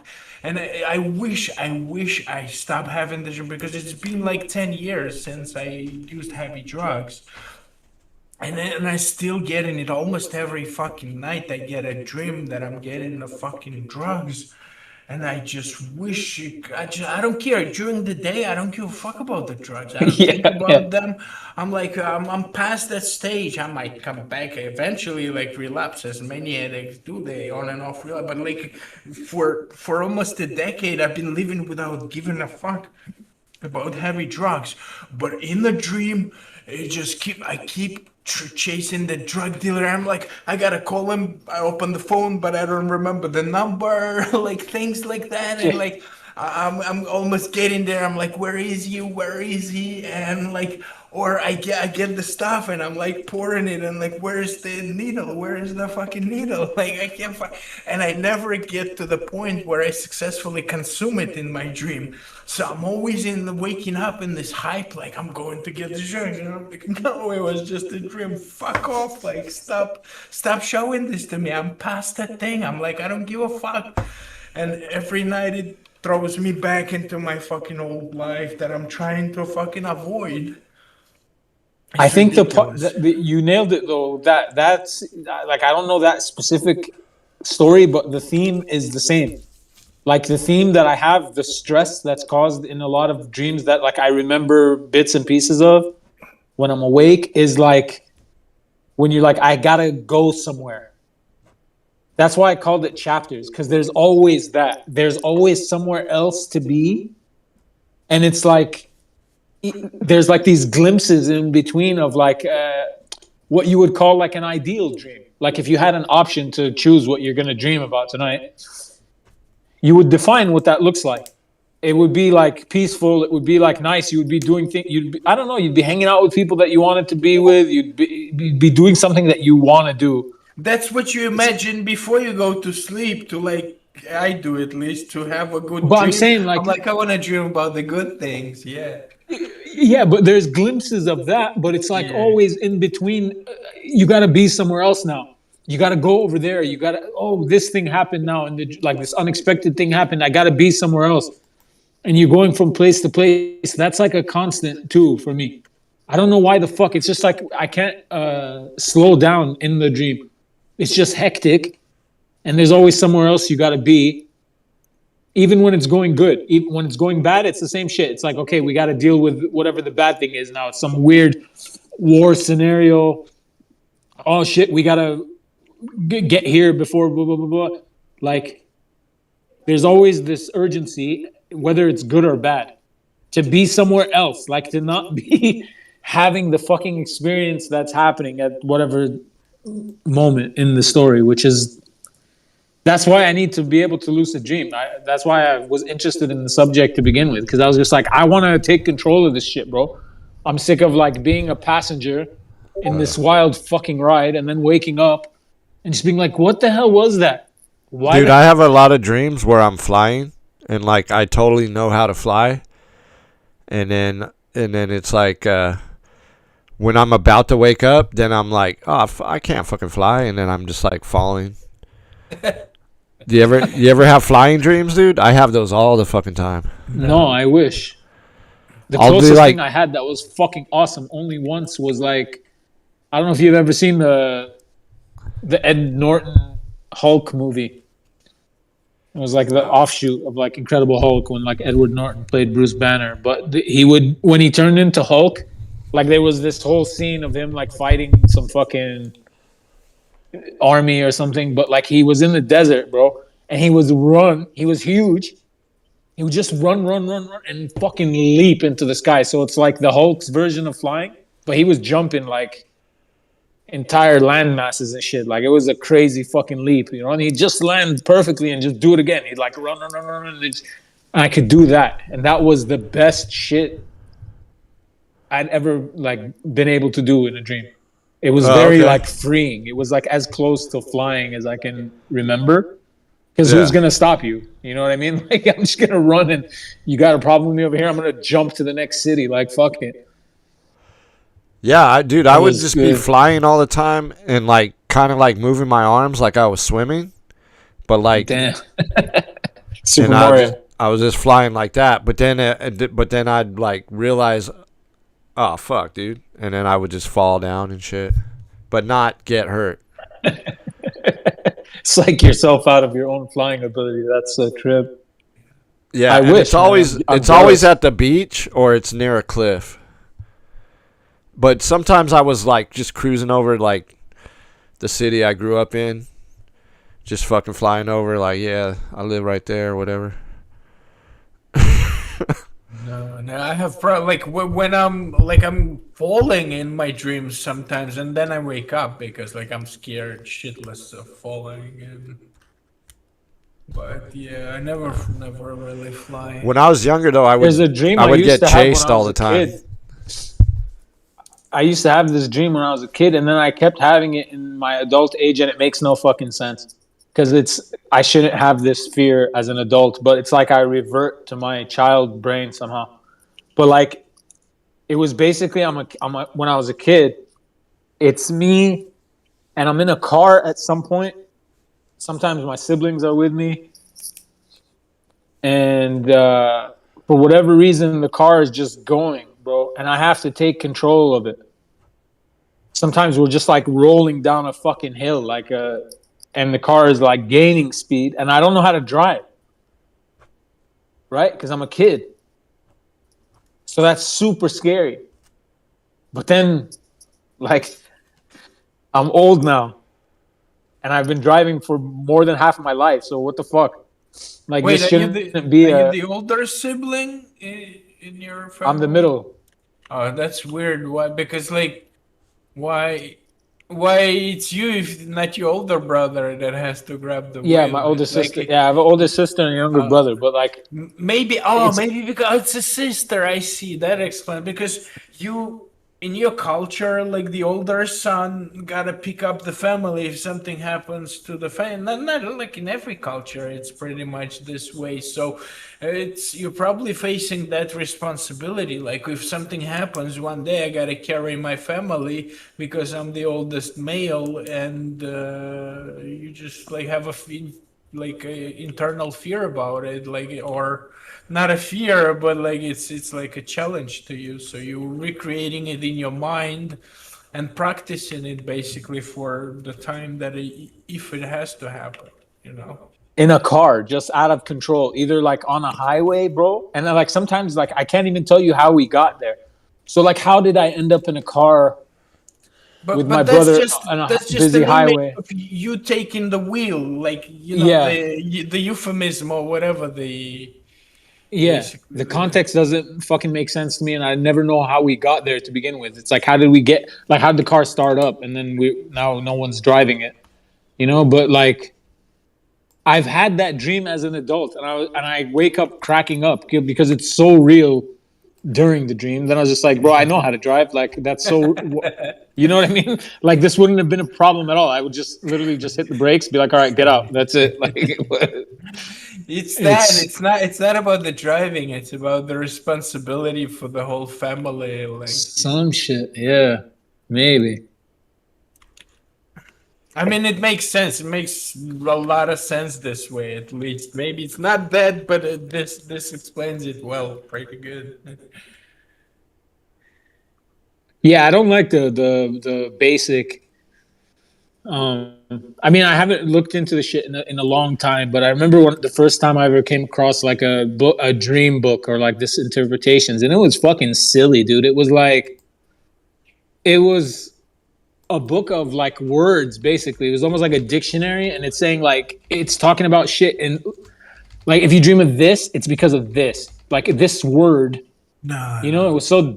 Yeah, really. Just I was like, who the hell wrote this, and like, what makes I you the I never made like it never made sense to me. I never paid attention to the aspects of the if you dream of running water or so. I never like fucking care about to pay attention yeah. if there is running water. There's it's just what I notice. It's by playing a lot of computer games. I noticed that like reality is kind of like the dream reality is kind of like a computer game, and as GM was saying, it's like it's sometimes incomplete. It's like not all the walls are present. Basically, it's like it's just in your mind you get oh this is home, so you feel like this is my home, but it's not really your home like you were describing. But it's like it's just the base, the archetypes you like operate with the Legos with like pre-built structures basically that represent reality. And the hooks, like this is my home hook, attaches to the structure that is not totally a home, but at that moment it makes sense because it's like it manipulates the archetype of like your home or your neighborhood, because I get this one often too, not too often, but once in a while I get it like, oh, here I am in St. Petersburg, like that was 30 years ago. I was never fucking there since then. I don't remember already much at all, but sometimes it pops up and I feel like, oh yeah, this is St. Petersburg, this is my childhood neighborhood. And like, yeah, but it's not. It's totally like It's it looks not at all, yeah. different. But to me, like I get a feeling, and I know the next house is my friend. What do you say, living, but Baron? It's not. It's not the same house. After I wake up, I realize it doesn't look like the area. I remember how the area looks. It doesn't look like the area, but in my dream, it totally made sense because it manipulates these like almost fundamental aspects of your consciousness from which your consciousness is built, and it's like manipulate. It's like a screensaver basically operating on your screen. It uses like the pixels that are there, but it's not process like usually your screen is processing the information and you're following the data and like the real thing. But when it goes into the screensaver, it's not showing you anything in particular, maybe like pipes or what a fish's flow, but it operates, it's very similar, and it reminds me of like computers and computer games. Every time I try to analyze it, it's like it's an engine. It's just engine picking up like the assets. Like in a computer game, you have engines that games are created on, and these engines have like assets like the rock, the typical tree, and game creators, if they're not too creative, they just take the regular assets from the engine and just put them together and make a computer game. If they're more invested, they will hire the designer who will take the rock and make it like different, and like it will be a unique rock, not the one that is preset in the engine. So it's like engine operates with these preset assets basically, game engine, and it's like always the concept like made sense because I operate with like the preset archetype of an asset, and it's not an asset, it's not creating it, it's not investing like in a game. If you want to create a unique rock or even the same rock, it takes effort. You gotta like create all the polygons and the shade and the colors and shapes, and all of that needs to be, but it's not there. But the concept of it existing is in my head. So it's like it's fundamental aspects of reality are these computer game same things we do in the computer game. That's why this whole thing is not it's not real. That's what I like, where it always leads me to when I analyze my dreams. I'm like, oh, it uses my engine of reality and archetypes, and this is how they operate, but it's not like real. And it goes also into like what Hoffman, have you heard of the Hoffman guy talking about reality being like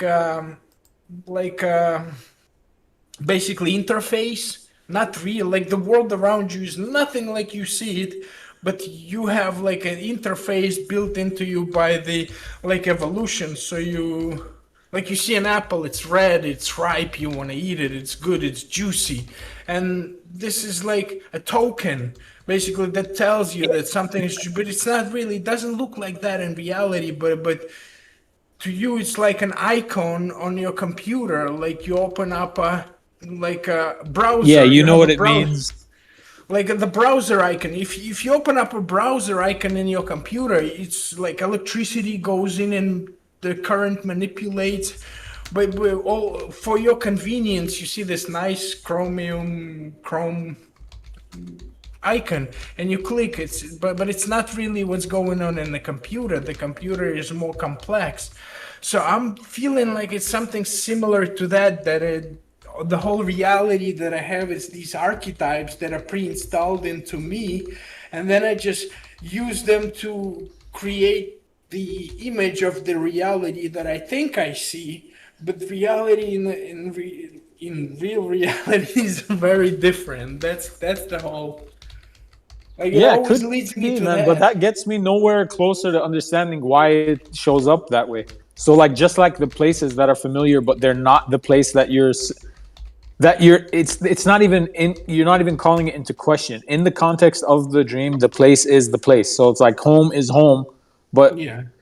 it might resemble, like, dude, there was once like that I clearly remember that there was this hallway outside of a building, and that was somewhere I had been in real life. That was like an apartment that an ex-girlfriend of mine lived. This is like years ago. She lived there for a very short period of time. And I remember like walking into the building, like you go in between these two buildings, and there was like this long kind of corridor, and then there's this staircase on the left. Like I remember that. That's in real life. That exists. The rest, so it took like that very specific part of an entire building was like somehow my house, or like I was with cousins or something. Like again, it's just this: we're constantly moving. We got to go somewhere else. But one very weird, random spot from my real world experience was in the bigger architecture of this fucking dream, but it represented something completely different. Like it wasn't her house. This girl was not involved in the dream, but like I had been there. But in the dream, this is my house. And outside, like if you walk past that corridor and you turn left, it's nothing like I've ever seen in the real world. And on the street side of it, it's not the same as how it is in the real world. It's a representation of something, but in the context of that dream, it's like it's home. But I've had that happen with people too, where it's like my friend will be my friend. He'll have the same fucking name, but it's not him, bro. And it's weird that I remember that when I wake up. I was like, wait, so like I dreamt of my friend. This guy, I know him. I've known him for half my life. There he is. And the whole dream, I wasn't questioning that guy in the fucking dream looked nothing. In the dream, it makes sense. It's totally fine. It's then later you're like, oh shit. Yeah, which is weird because why would you even remember that? Like if you remembered it when you woke up, you would remember that, oh, I had a dream about my friend such and such. But in the shows dream, how we programmed. It shows the coding. Like we're programmed to have this like my friend image, and like it could be replayed. Yeah, we but, are NPCs. bro, it shows that name. we are NPCs. The more and more I look into it, we are robots. Like it's not them; they are NPCs. We are fucking robots. We don't have unique thoughts. We don't have anything. It's all programmed into fucking us, and it's all programmed through these like just. There's no way, bro. Yes, that's what it shows. And that's at least my conclusion, my logical conclusion is always that. Dude? It's the opposite. It's like, where is this shit coming from? That's why I'm not against like entertaining the idea that like something else is influencing the dreams. Like a lot of the talk just says, you know, maybe I don't listen to enough people that talk about dreams. I'm really interested in the subject, but like, yeah, I don't know enough. At least I don't know enough about what other people are saying. I just know my experiences, and I'm like, what the fuck? Every time it gets weird, it's a new level of what the fuck. But there is a kind of like this idea that like it's being influenced by something external. Like it's not all just brain activity, bro. There's no fucking way. Because like in my brain, what kind of activity is happening in my brain in the background where my friend can have the same name as he does that I've always known him to have, but look like a complete stranger in the dream. But in the dream, he's not a stranger. Only when I wake up, I was like, wait, I had the dream with my friend, but my friend wasn't my friend. So that wasn't dream, part of you the story. relax from processing reality. Processing reality takes a lot of image because there's a lot of energy, because there's a lot of nuances, a lot of detail you have to maintain, and it's rigid. It has to stay same through time or change in a consistent way that it makes sense. Okay. So it's a consistent reality. When you go to dream, your same engine that runs the reality, it's still operating. You can't shut it down. It's like it's the computer running, but it's giving you a screensaver. It's like it's not a full reality in full color. It's just like, oh, here's a line, here's a thing. It's just maintaining the thing on, but it has to process something, but it's processing like this just gibberish, whatever, but it operates with the archetypes that you used to, like your friend, your home place, or So why like doesn't this he just have a area that different? you Why know. doesn't he just have a different name? It Why does couldn't my because friend? it's not a it's just it picks up like the concept of your friend, and that's what you manipulate him with. But you try to look into it's not your friend. It's just like some weird No, it guy. has Like, it has his same name, and it's a very specific name. because So it's that's like how your memory, like my friend is not just like my friend, is a lot to do with it. I know his name, I've been with him for years, I know his like this and that, like all the details, and this concept you have when you like, this is my good friend.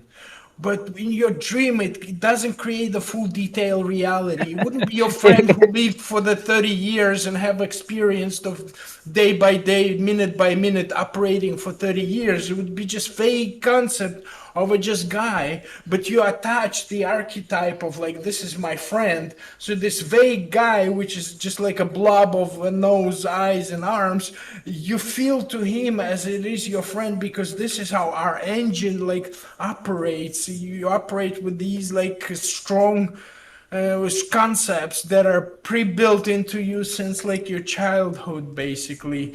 And my friend, this one very strong concept, or my neighborhood is like very strong concept, because you everything goes from that. You go someplace and then you need to come back home. You always like, you gotta know the home, the surrounding, where to get food, where to do things, and then how to travel in and out other areas and come back to your own place. Your place is like fundamental in your consciousness. You have this like, my home, like my area, and it keeps bringing it up, but it wouldn't bring it up in full detail. It would be like weird random mishmash. character generator, bro.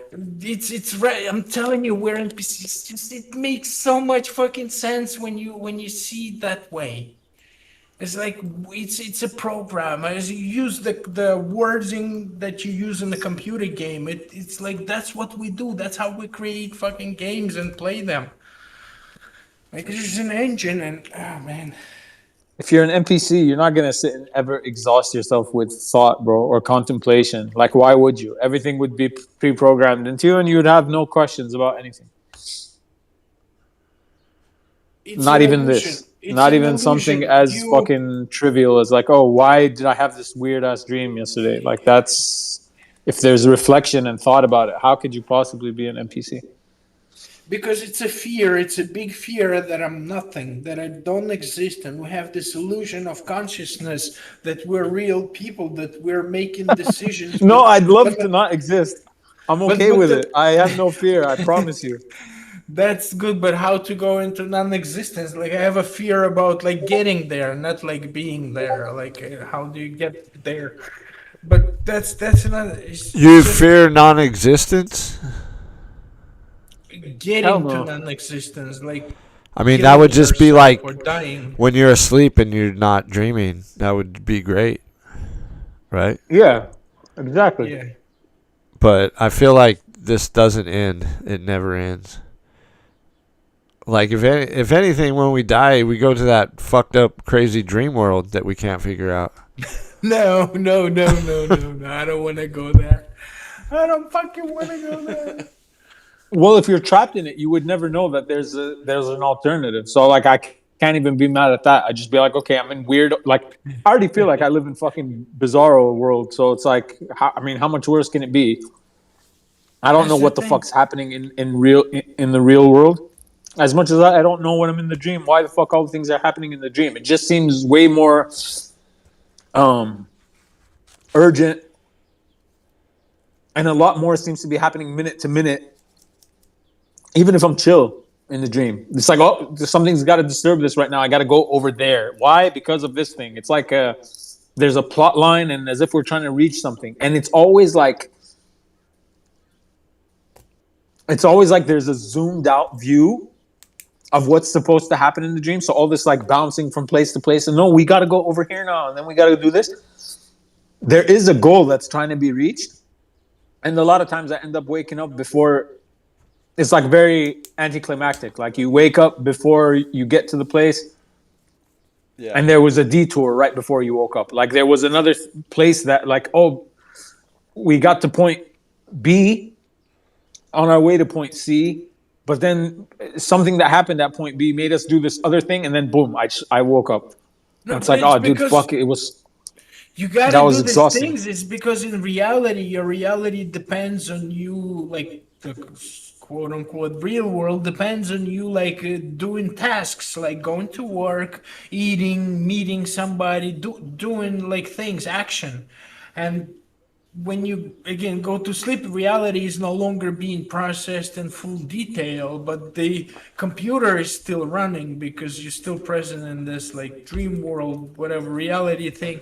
And it has to, it's like it goes through the old patterns that you already established, and it like replace them on, but not in a full detail, but as a concept, as like you going somewhere, because your whole life consists of these, like, I need to do these action, for that I need to access my mind. How do I do this? Okay, like one step at a time, open the door, sit in the car, like things like that.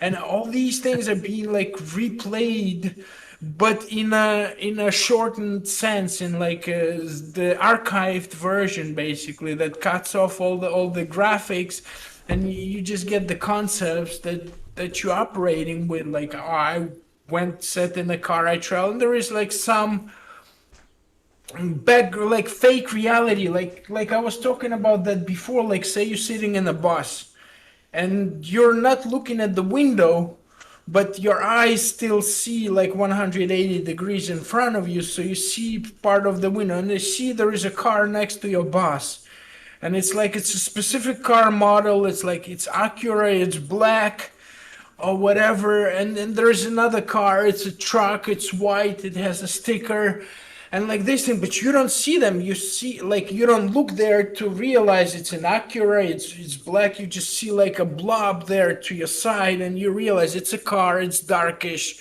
and there's like a bigger white one, so that's like a truck, and you like go there, and you know there is a car and a truck next to you, but you don't know the details, like you haven't looked there yet. You're just like aware of their presence, and they exist as not a real car, but as this like concept of a car. Is like a dark thing in a size, represents the car, and it's on the road, and I'm on the road, so it has to be a car, but you have never looked to make sure what it is yet, to be certain, and then you look there and it materializes in a detail, in a full detail, with reflections, with all the Full with all the render. fucking full rendering. Yeah, exactly. It's renders to you full when you're not looking, but you just like it's you are aware. So the dreams are like it's a car, it's black, it's like, yeah, it's a Mercedes, but you never like looked in. Is the grill like a Mercedes? Where's the logo of the Mercedes on a wheel, and like all these details? Like, then they are. Don't worry about it. You just like it's a car, it's black, it's Mercedes. Like, believe Bro, in there's it. people that think that's what's happening in the real world too. Like the But simulation people are very much that's on that I shit. am the simulation. Like, I don't think the simulation is a good word. I don't think we just have the language to describe what's going on. But I totally like it is a simulation, man. It is at least. Jibby used to say traffic was that, like it's the simulation trolling him or whatever. Like he'd be on an empty road at a weird time of night, and then like he needs to take like a left turn at some fork in the road, and like a car would pop out of nowhere. Yeah, And Jimmy he's watched the convinced movie that like called fucking what was it called with Jim Yeah, Carrey. dude, that shit does happen though. It's crazy. I mean, yeah, there's other people on the road, bro. That's also an explanation. Like, are you someone? You know what I mean? Like, are you someone else's fucking simulation render? Because then we're two valid people, like having, and we cross paths. There's that How too. do you Like, know that the other person is valid? Like, you don't know the other person is valid. I And don't know, then the but I wouldn't second assume question that is, how it's do not you a, know a, a you are fake valid? fucking Like, what? imagine AI was as good as a human. Like, it did everything as a human, like all the decisions, all the actions, all the like it's not difficult. Like we don't do, most of us don't do rocket science in our existence. We just like take a spoon, take a bite of bread, take a sip, and take a shit, like basic actions. Like, and imagine there was a robot that's like, instead of you making a decision, oh, I'm gonna take that cup and take a sip, there is a robot that just takes a cup and takes a sip, and it does it exactly as a human does, but it's not a human, it's a robot. Like, how would you tell there is a real person and there is a robot that can do exactly the things that a person does? Like, is there a difference? Would you be able to tell? Like, is there Yes. some test that can be performed to distinguish this is AI controlling the robot instead of like a human? I'm flesh and blood AI. Yeah, like flesh and I blood. fucking get a cut. I bleed. That's also just like high tech shit, like for special effects or what? I'm Yeah, not a it's robot, like bro. if you cut into it, you'll see meat and everything, but the control, the signal, the thoughts, the neurons, the electrons that are all sent from the external source. Like, how would you tell if it's a NPC or a real person if they just do the usual tasks during the day, like go to work, write a paper, write an email, read an email, like talk to the boss? We don't do nothing uniquely making us like, oh, that's a human, that's got, only the human can do this, and like because it's a human, like there is none of that aha moment where you like, that's a human. There is nothing, no difference between like a biorobot and a real person. And what the fuck is a real person anyways? Like, If you contemplate your existence, you're a real person, dude. AI There's no contemplates way. its existence right now. No, it You can wouldn't. That talk to has to be programmed ChatGPT. It into it. contemplates like it does. It No, no. does If you says tell all it the. to, It says no, things no, no. better than I can say about contemplating my existence because it's Yeah, more that's like it because a read all the human has books and written I that didn't. shit. Exactly. So Yeah. that's not it having a thought, bro. That's it Contemplating fucking regurgitating existence, something at you like because you tasked it to do that. AI Nothing can told me to fucking imitate sit there and consider contemplating. this stuff. Yeah, I AI can can imitate it. I'm saying contemplate. I Yeah. do it naturally. That's why I would never How be do like, you oh know wait, maybe it's I'm a real robot. thought or it's imitation of thought? Like, Who's doing it?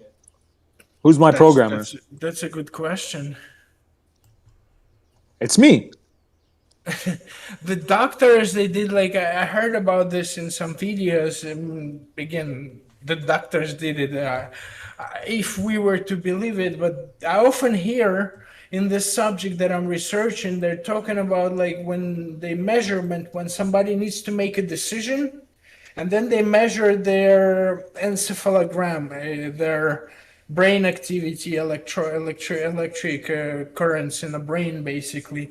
And they see that like you make a decision, right or left or green or red, whatever, like you pick something up.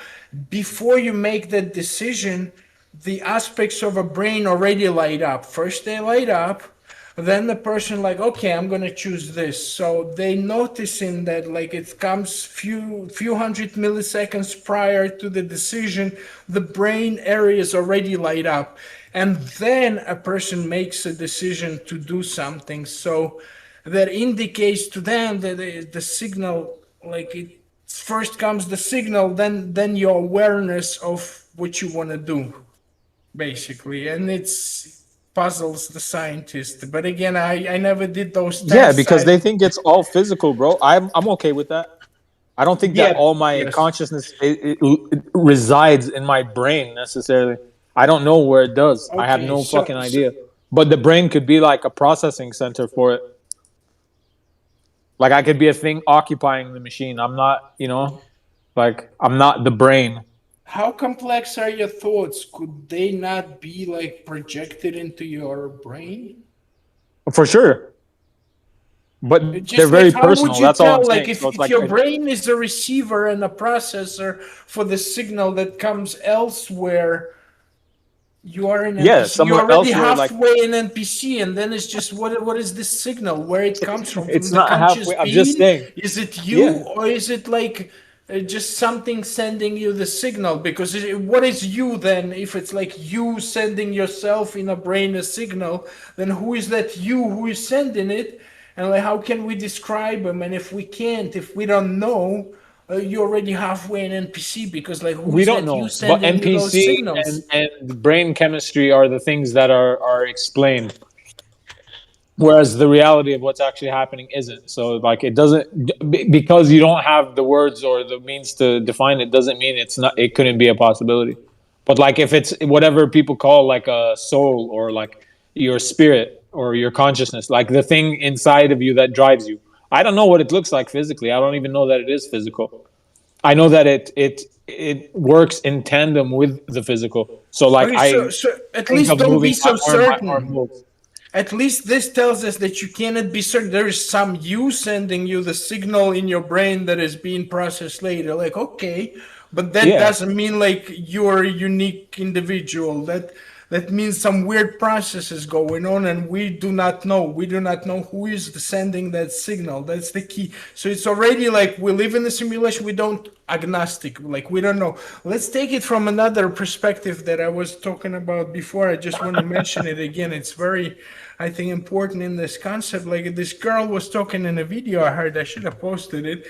Just some girl, random girl, popped out in my feed, and she was pretty smart and like a nerdy girl, and she was talking about this Japanese proverb that says like, one mask we wear for the outsiders, for like just for the world to see. We wear one mask, but we're not that. We're not that mask. We just pretend to be that person to the external random observers, random strangers you meet in a store. You say, hi, how you doing? Have a good day, like that mask. Then there is a second mask that we put on for our close relatives and friends and people that actually know us. And they do not know us, they know this mask. They know this other person, which is like more friendly and more close to them, but it's still not you. The third one, the third mask, you wear for yourself. So the real face, the fourth face, you don't even show yourself. The third mask you wear for yourself. You pretend yourself to be this good guy who's always done right, or most of the times at least, like, so it may matters. So you're not a bad guy, and you like pretend I'm that. And it's usually from the good side, but that's a third mask, and you lie to yourself because you are not that.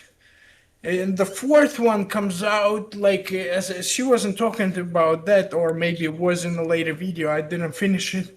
But the fourth mask might comes out in like disaster situation, when there's like starvation, when people become cannibals and eat their own kids. Like, this is your fourth mask. This is your real face. You just fucking ate your kid.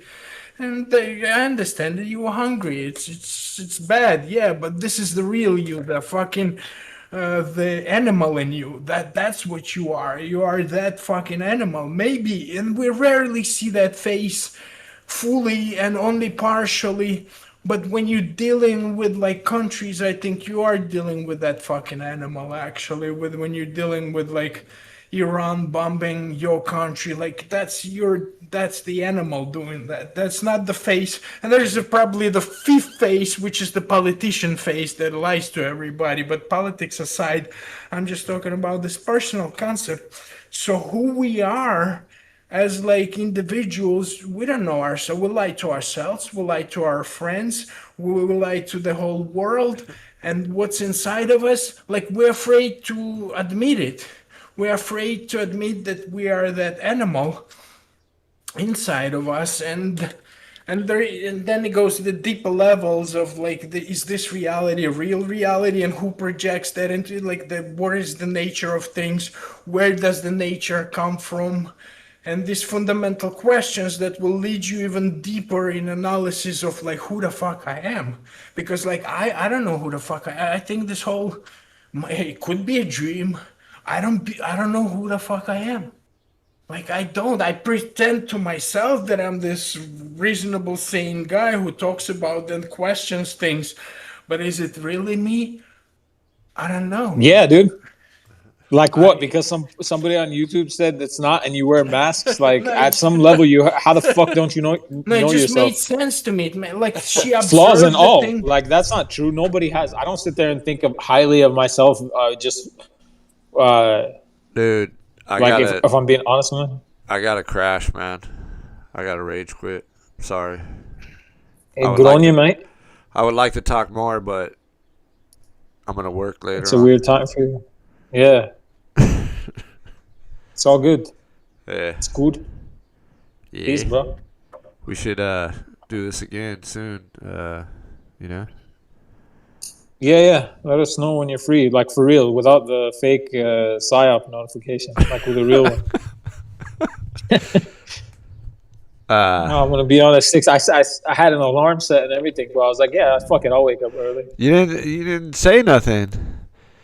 I just waited, bro. I said, okay, it's at 6 a.m. I went and I checked. I opened YouTube. I was like, yep, GM's not live. I've scrolled up. But dude, what happened is I worked that day. Like I worked like on the docks, and like, dude, it was hot. Like the sun, dude. If you get too much sun, I get it. Fucking, dude, I just crashed early, and then I woke up later. You know, but yeah. Yeah, shit happens. It's all good. It was hilarious. But dude, I still want to talk about like the fake fucking Artemis and some other shit. You know. Yeah, that's what I was gonna say. I just looked at YouTube. It said space fake PsyOp. I was like, did you do that before? Were you talking about that earlier? I was talking about it a little bit. Yeah. Yeah. Let's do it. This live stream's like 5 hours long, dude. Fucking. Oh yeah, I didn't know you were live streaming too. Yeah, maybe tomorrow or sometime soon. I'll hit you up. Yeah, all right. All right. Peace. Cool. Later, Peace, Nick. Man. Peace.